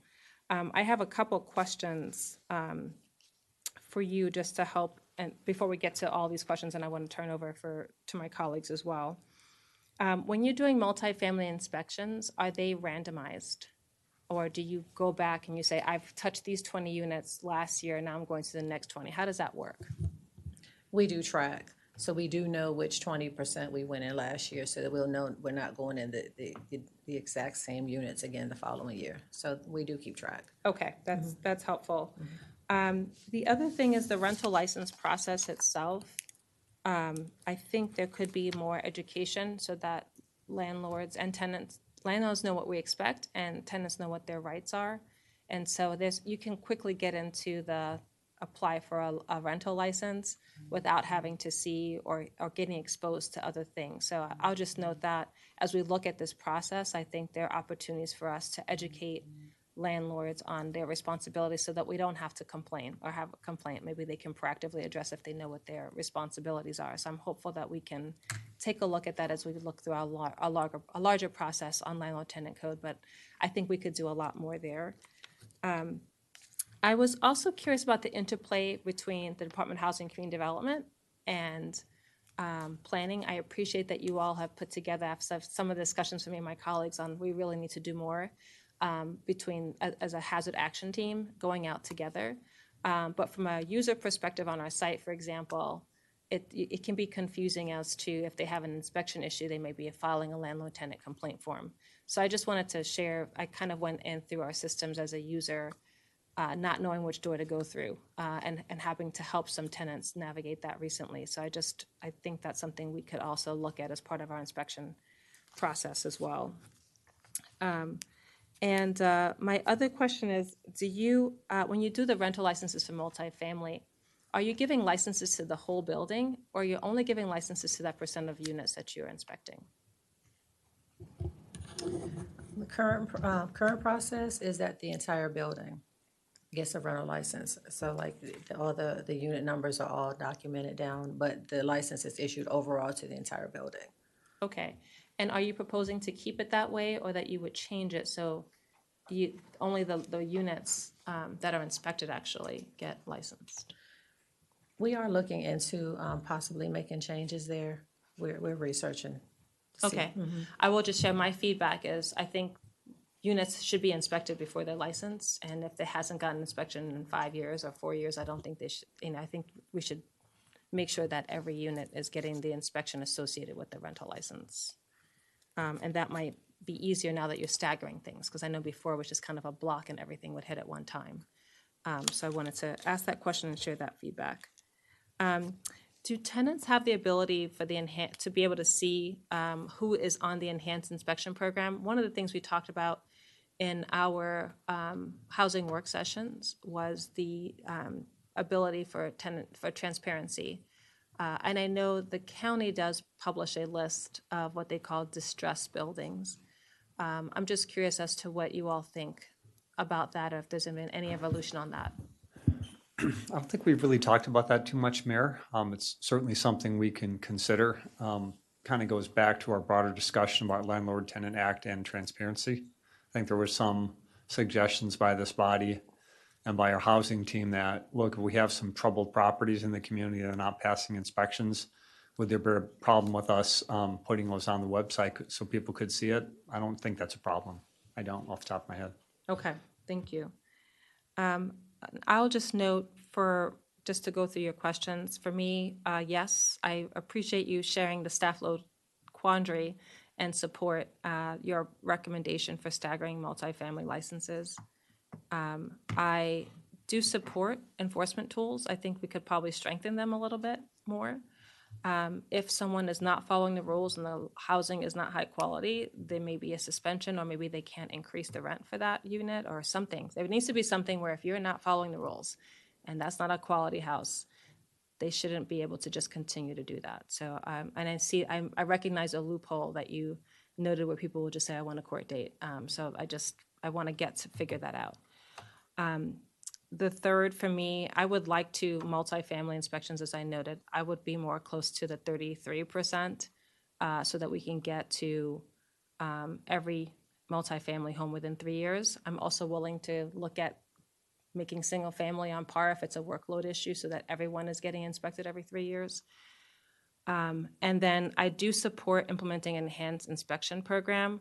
I have concerns. There is a building that 44 out of the 55 units we inspected failed at the first time. At that level, I think we should go in and look at the whole building. And I've seen that building.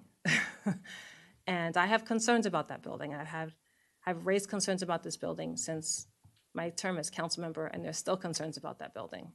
I think that when they're that serious, and literally have seen videos of serious roach infestations and mold, I just think that we got to go in there. And I looked at some best practices from other jurisdictions, and there's wiggle room in the code language that says that if there is suspicion or if they have a high failure rate, that they can go in and do that. So I wouldn't want to put anything to code that limits us to only inspecting 40% of that property, that we would have the right and that we should in practice get to almost all of it if it's that concerning.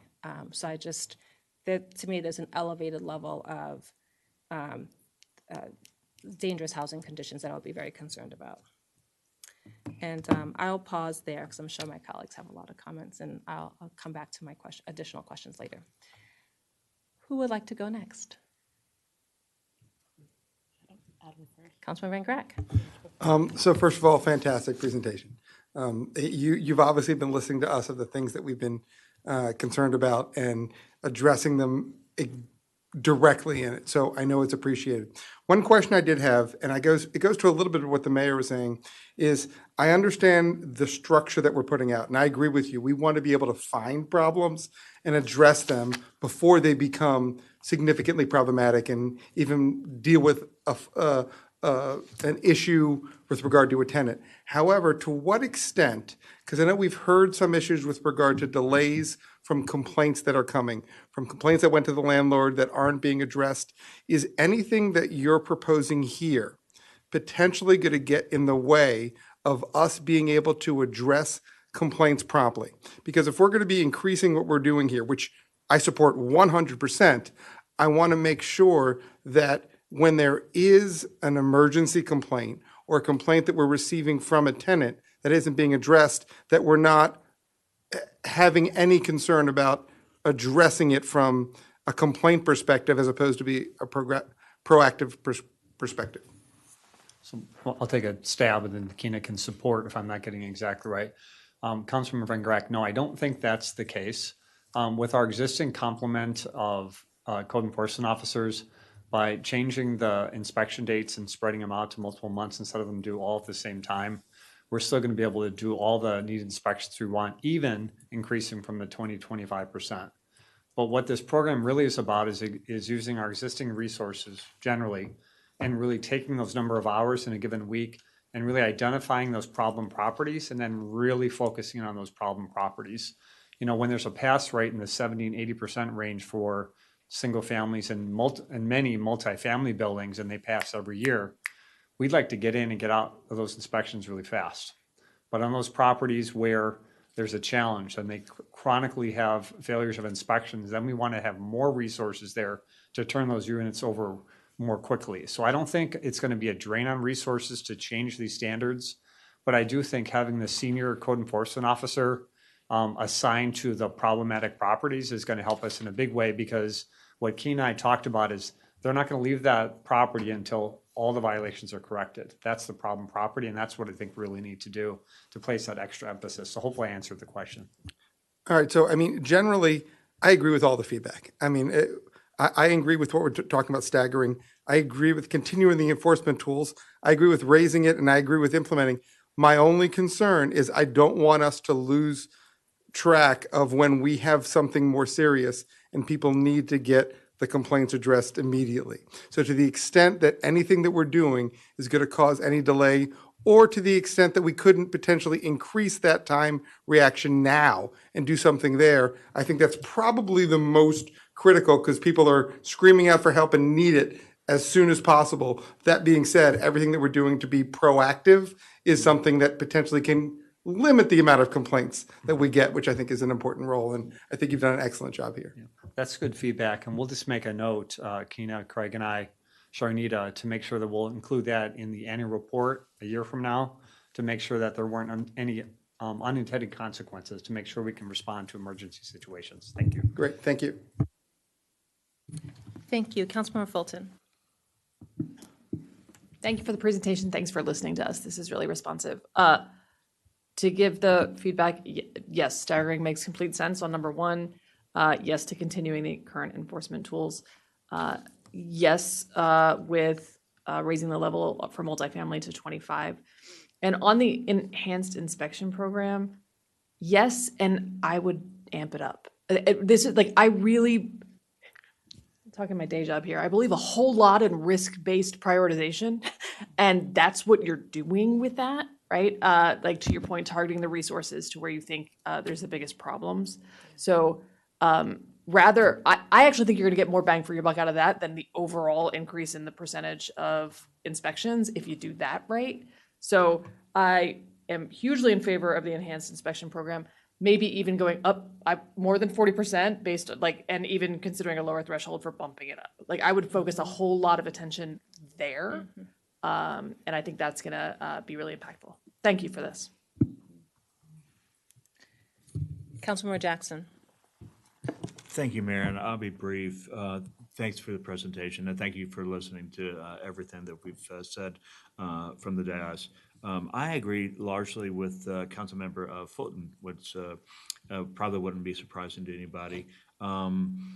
Yes to the first question, yes to the second question, yes to the third question, the 2025, and I agree totally, wholeheartedly with Councilmember Fulton. I think that the bang for our buck could be really enhanced with the enhanced inspection program. I think going 40% is good. I think finding a way to go even higher will be better, and I totally support that as well.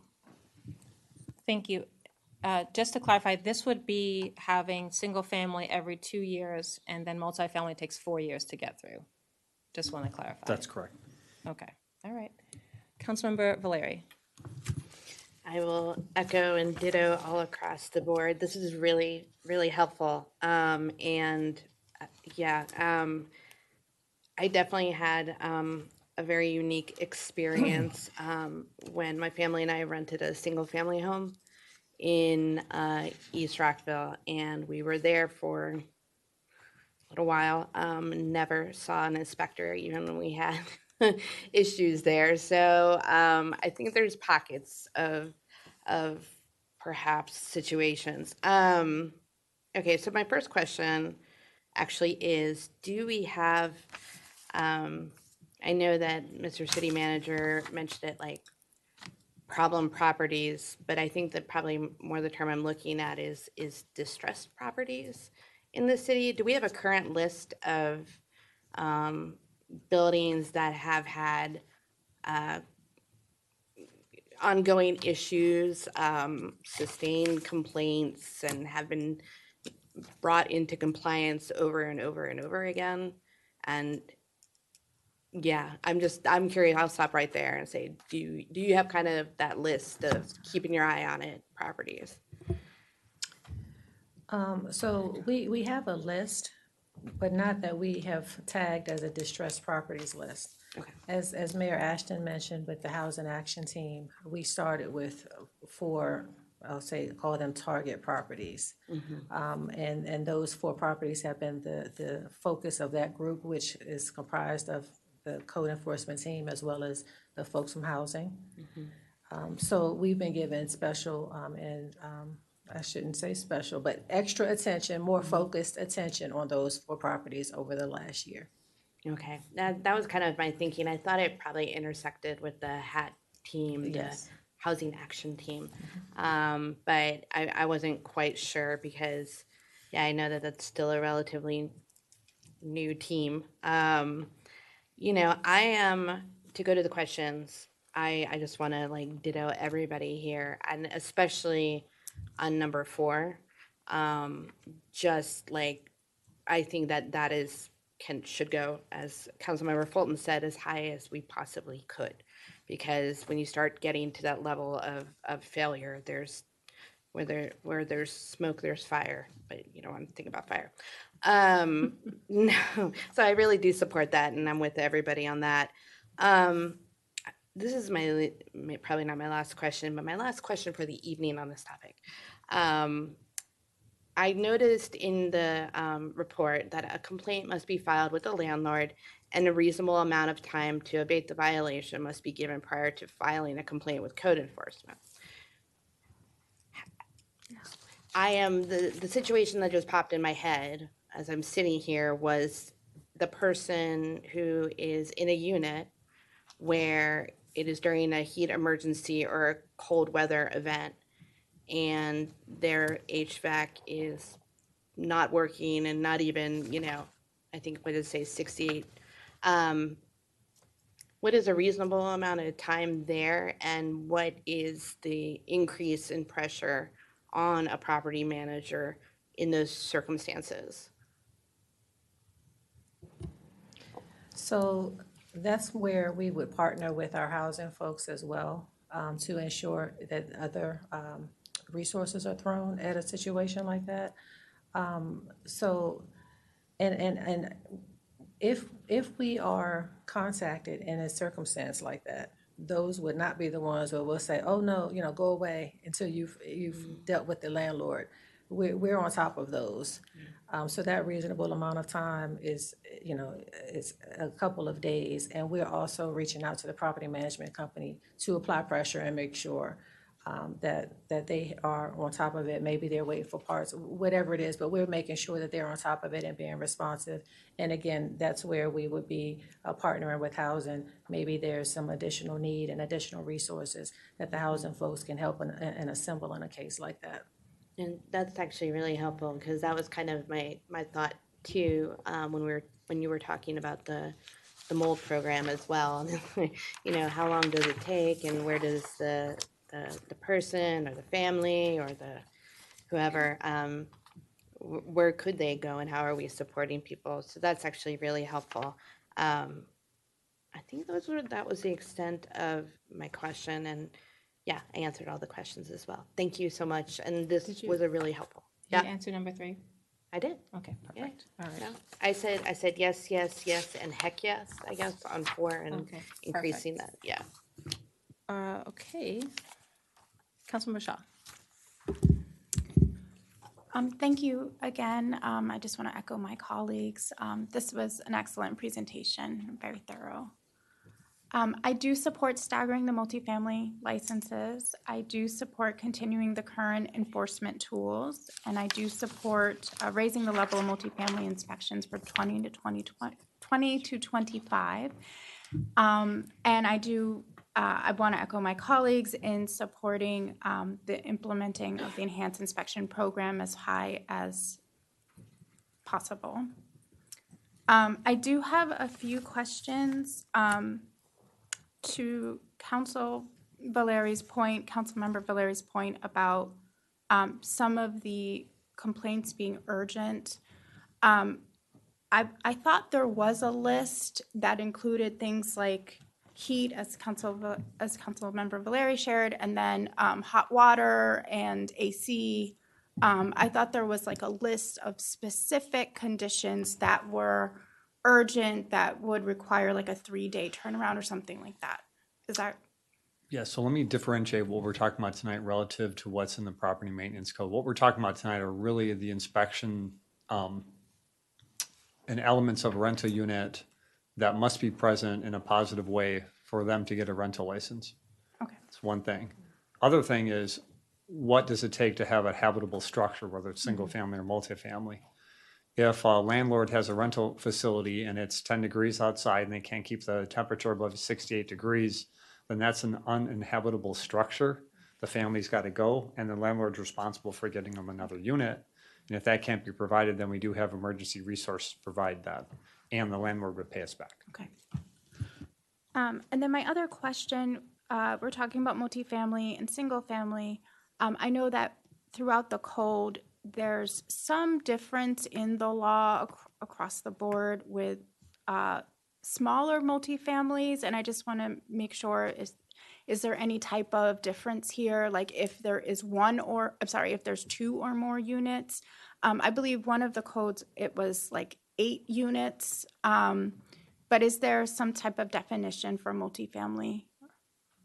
Let us circle back on that one, Okay. Councilmember. Yep. Yeah, because I think in the specific code where a landlord is required to report a rent increase, that is only for multifamilies that have, I think, 7 or 8 units or more. And then there are other parts of the code. So I know it distinguished between the smaller landlord and a multifamily, or maybe more of a corporate landlord. So just wanting to clarify that. And then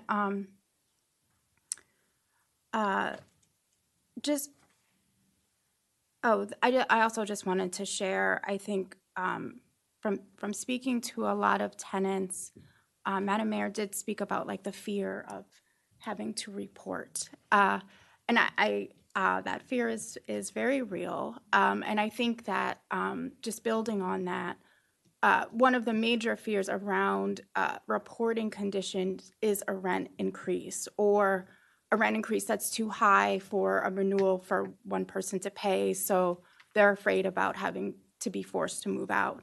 I know in the building where there were the 44 complaints, there was a high number of rent increases as well, and a lot of folks actually had to move out. There was, I believe, 60 or so failure to pay rent in that building. And so it is also tied with, their fear is also tied with being able to stay in that unit and to be able to afford that unit. So I just wanted to put that out there. And also you talked about the city making some of our troubled or at-risk properties or distressed, but I know them as troubled or at-risk properties public.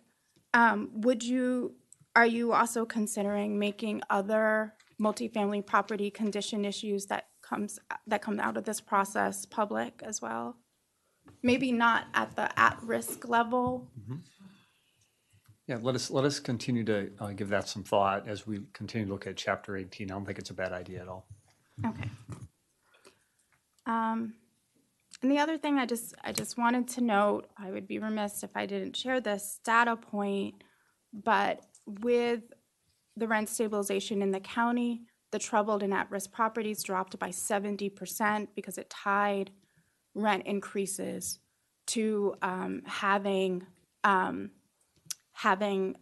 functioning property. And Madam Mayor, I know you talked about like lowering the rent or being able to not raise the rent. And so that is a similar point. Thank you.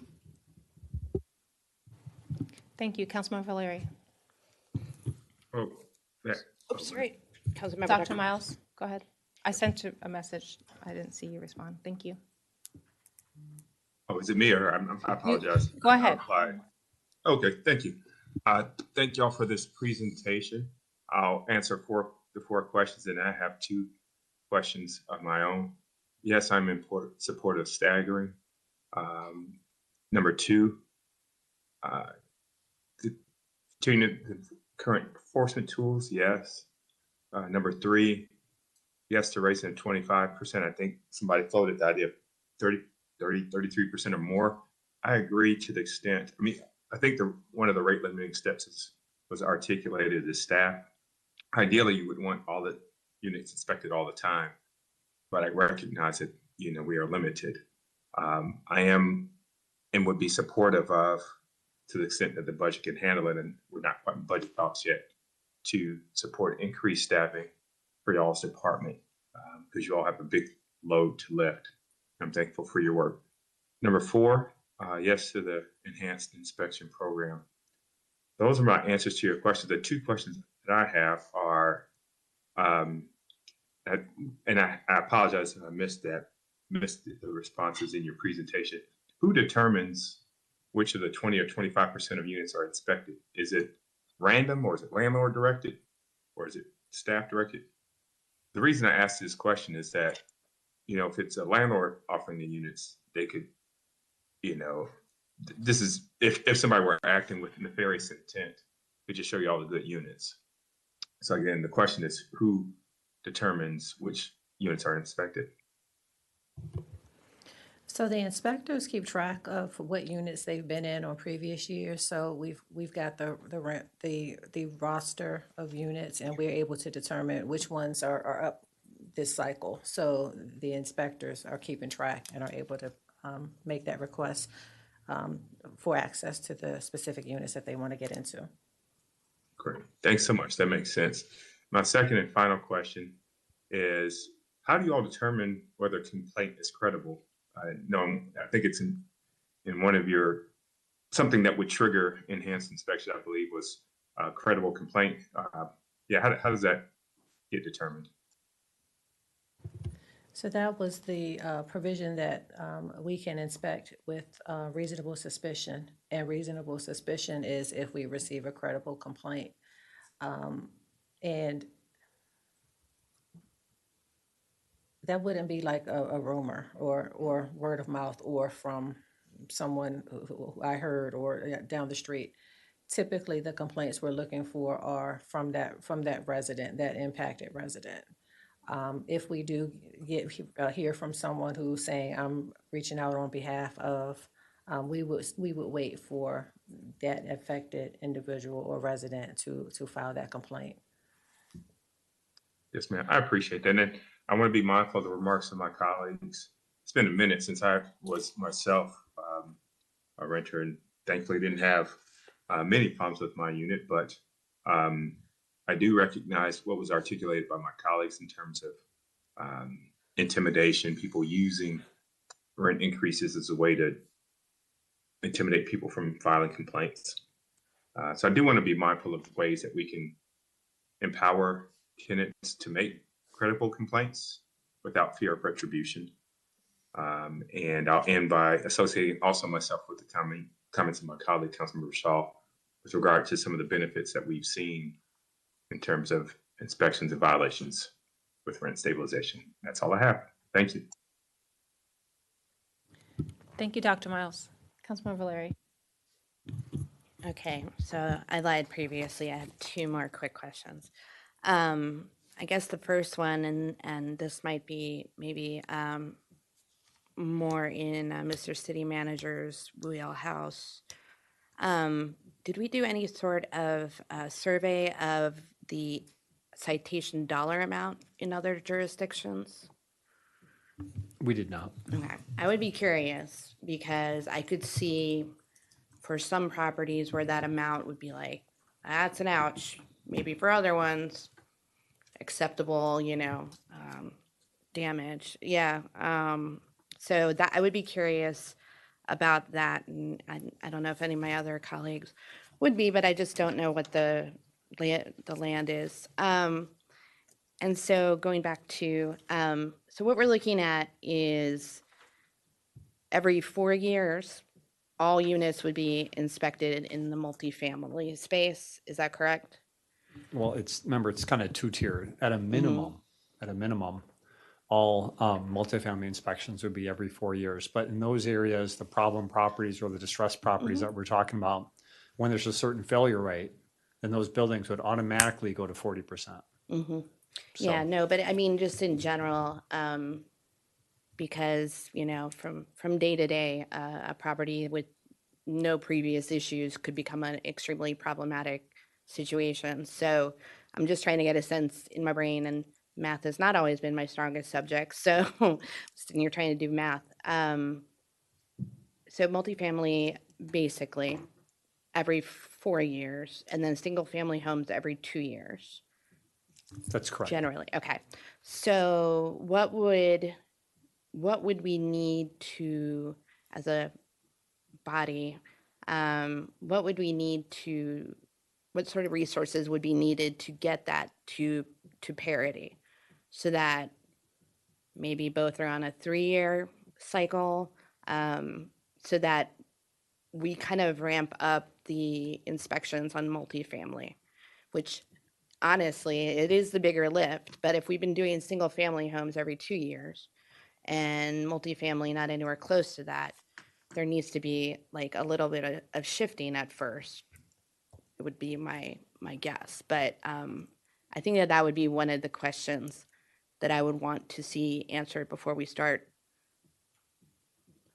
maybe drafting anything, is creating more parity there. Because again, like my experience in Rockville was as a single family home renter, but I was an apartment renter outside of the city. And I had more issues with the single family home that I rented than in multifamily. I lucked out in many ways with where I rented, but I don't want to favor one over the other, and I think that we can do both quite well. So that would be my data point. Thank you. I too am concerned with the lack of parity between single family and multifamily. I started there. I appreciate the comments of my colleague. I think it's unfair. And I've heard the most complaints from multifamily.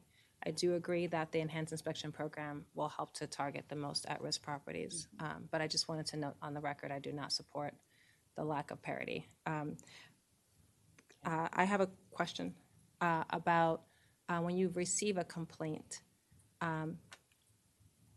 things like mold, mice, roaches, are you automatically, with your protocols, focused on not just on that one complaint, but those kind of things spread to other units? Is that something that you're planning to do with this new approach? Yeah, so let me take a stab at it. And so let me stress, these are new ideas. We think they're good ideas.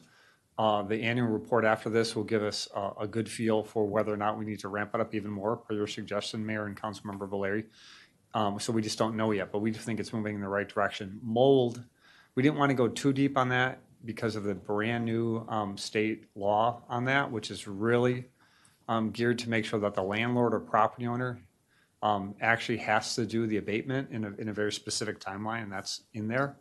But when it comes to any of the violations you rattle off, Mayor, if there's mold, if there are roaches, if there's anything that is a violation that's could spread, I think was your point, then we would always send out the HAT team and start knocking on doors. And we've done that at 4 different properties where we knock on doors. We say, hey, there's been reports of XYZ violation. Can we come into your unit? The challenge is, and I think Councilmember Shaw and a couple other people brought it up, is just gaining access into those units. We've been trying really hard to develop that trust, spend time with people, but it's still hard to get in there. But yes, when we have problem properties, we're spending a lot more time, not only with the code enforcement team, but with the housing navigators as well, to see if we can gain access to more units. Thank you for raising that and sharing that you do look at the others and send the HAT team out. I do think when I talked about approach earlier, I think there is a trust issue, or some people may also be working and not home. So I think that we are getting contact information for the tenants. Is that correct, when people apply for the rental licenses? That's correct. Okay, so I was thinking about some people may need a phone call ahead of us going there because they may not feel safe to open the door. So I just wanted to note that. Thank you. Councilmember Fulton. I actually really like the idea you just mentioned about calling. Thanks. But that's, I did want to mention more on the enhanced inspection program. Yes, I think that we should be inspecting more frequently and there should be more parity between the two. So I wanted to co-sign on what some people said. And also, I think the way to do that is through juicing up the enhanced inspection program. I care more about outcomes than outputs. And if you're focused on the right things, like that'll get you a higher level of inspections just in the right places. Like, you know, it matters more to me that I don't know how to say this, like find a higher percentage of where there are violations than enter a higher percentage of units, right? However we can do that, I think you'll get to the same place. You'll just be hitting the right percentage of units as opposed to a random percentage of units. So thanks. Thank you, Councilmember. I agree that enhanced inspection we got to focus on the troubled properties. I still think that there should be parity, but I know that we're going to try to resource this and look at things. Just to clarify, is it clear to you that I think I heard a majority of people want more than 40%? We want to up that on the enhanced inspection program. Is that your understanding of what you heard from this body? I didn't hear like 40 to 50 to 60, but I did hear folks say when you have an enhanced inspection program and someone meets the threshold, do as many inspections as you can. If we have to go above 40%, we should be able to do that. The code actually provides city staff with the opportunity to do more inspections if necessary. So I want you guys to be aware of that. Thank you. And I just specifically want to note for that property that had 44 out of 55 fail, we should be in way more than 40%, almost that whole building. Looking for my colleagues to see if there are any additional. Councilman Van Grack, did you have a chance to weigh in all the questions? I know you had. I did, and I agree. I mean, the enhanced inspection program is going to be something that can, again, reduce the potential future complaints and address our resources to where they need to be. So to the extent we can increase the necessary amount to 40%. Again, I want to make sure our resources are being placed, but to the extent we can, I think it'd be exactly helpful. But it's one of those things, Mr. City Manager, as you mentioned, when we're looking at this, we can look at what we've done if we're going to implement this and then reassess. We might realize that our enhanced inspection program is so well and so resourced that we want to put more resources into it because it's coming up and we are reducing the complaints because of it. Councilmember Shaw. So I just want to make sure that I'm understanding this in terms of the HAT team going in and inspecting the units or inspecting the 20 to 25 units.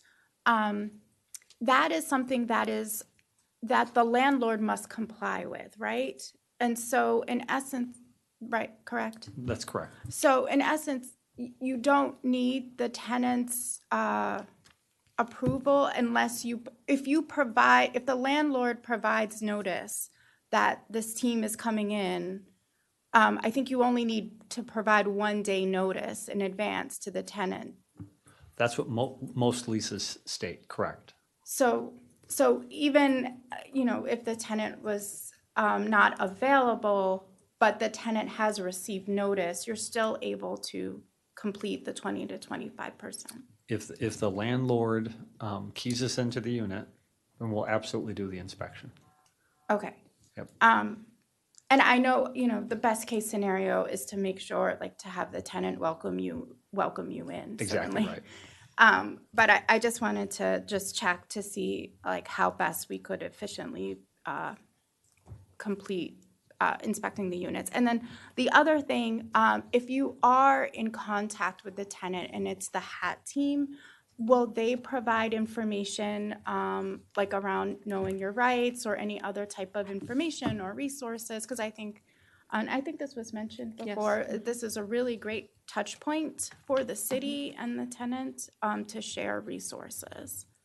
Yeah, we're trying, the whole essence of the HAT team is to have folks there not only from the enforcement side, so people know building codes, et cetera, what their rights are from a habitable rental unit, but also the folks that are, hey, if you're having challenges with your landlord about rent payments, you're behind, et cetera, know your rights, and that's what the housing navigators are there before. Okay. And we think it's a very powerful team that pair them up together. We don't always do it that way, but when we've identified a problem property, and I think Keenan described it really well, then we'll keep going out there. Sometimes it's to get the property in compliance with the building code. Other times it's just to provide opportunities for counseling and resourcing. Okay. I just wanted to note, there was a new law, the Tenant Safety Act, that passed on the state level. I think it was last month or 2 months ago. And it allows tenants to collectively combine their complaints together and then if they need to, then collectively put their rent money in escrow. It's essentially like a legal strike, if you will. I hate to use that word, but it allows tenants to collectively put their rent money in escrow, and then the landlord will not get the rent money until they are paid, and they have to go through the court system. But it's a very new law, so I'm not sure if a number of tenants are aware. But I think it's a great protection, especially if you are finding that 20 or 25% of the units are having issues. Thank you. Councilmember Fulton. Thanks. I wanted to follow up on something that I thought we clarified. So for number 4, do you support implementing the enhanced inspection program increase to 40%? Yes, and I would be willing to increase to closer to 50% if that's what the triggers said. So I think that's what you're hearing. I wanted to clarify what I think we're hearing is to go above 40% if that's where the risk is leading you. Thank you. I was in the same vein, and I will just note that there are some jurisdictions that will have a number like that, but they say they can go into all of them if the problem is bad enough. And I think we should write the code to be that way. I will just say this building that I was referencing earlier, the year prior was told that there were only 7 complaints, many of which I helped put in. So sometimes with the current system, some of those buildings didn't seem like they were on the enhanced property potential inspection, but now they would qualify. And so I would just say there is a merit to getting in there and inspecting because you will not always get those complaints. I do have one other comment that I was looking at. Some jurisdictions have something for people who are doing well. So I've seen some 3-tier systems. So if there's a brand new building or someone is consistently passing flying colors, there's some rewards in other systems in that way as well in terms of that. So that may be a way to balance resourcing. And I just wanted to note that. And then I know you're going to come back to us with the landlord-tenant code, and you raised some next steps here. When do you think you'd be starting to implement this? Immediately. Okay. Yeah, And we you have to don't- change the code, correct? We do not have to change the code to do any of these 4 things that are here. The code provides city staff with actually quite a bit of flexibility.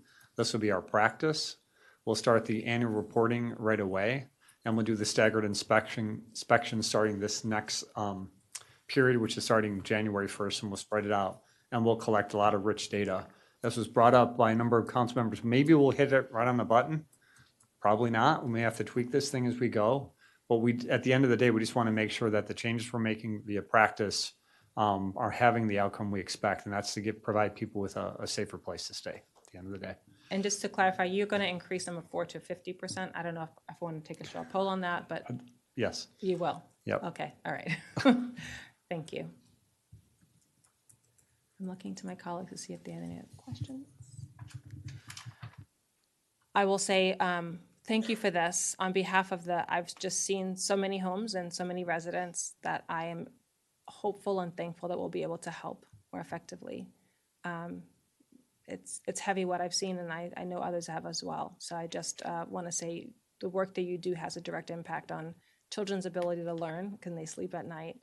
The health of our residents. And so I appreciate, and I know you do the hard job because it's not always easy to engage with, when someone is in violation. And so I just want to say thank you because this is directly correlated to the quality of life of people living in our city. Okay.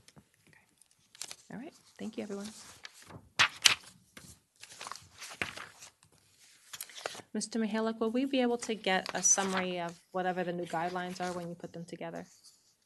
Just so it's rewritten back to us. Beyond what we did here, or? Just so is it written that it's going to be 50%, or just, there was some small tweaks like that one. Just want to clarify. And then we will also have our transparency initiative discussion. Yep. Okay, thank you. All right. I will also note some of my colleagues mentioned the education component, so I'm hopeful that will move forward as well.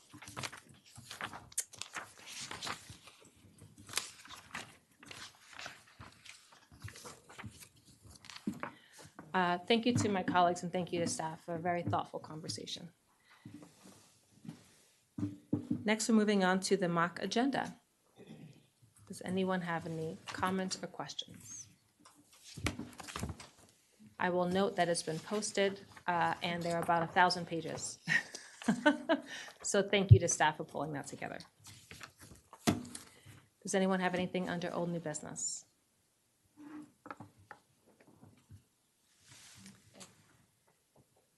Does anyone want to make a motion to adjourn? And we are really doing well on time here, so thank you all. Councilmember Fulton. I move to adjourn. Do we have a second? Thank you. All those in favor, please raise your hand and say aye. Aye. Excellent. Thank you, everyone. We appreciate all of your work.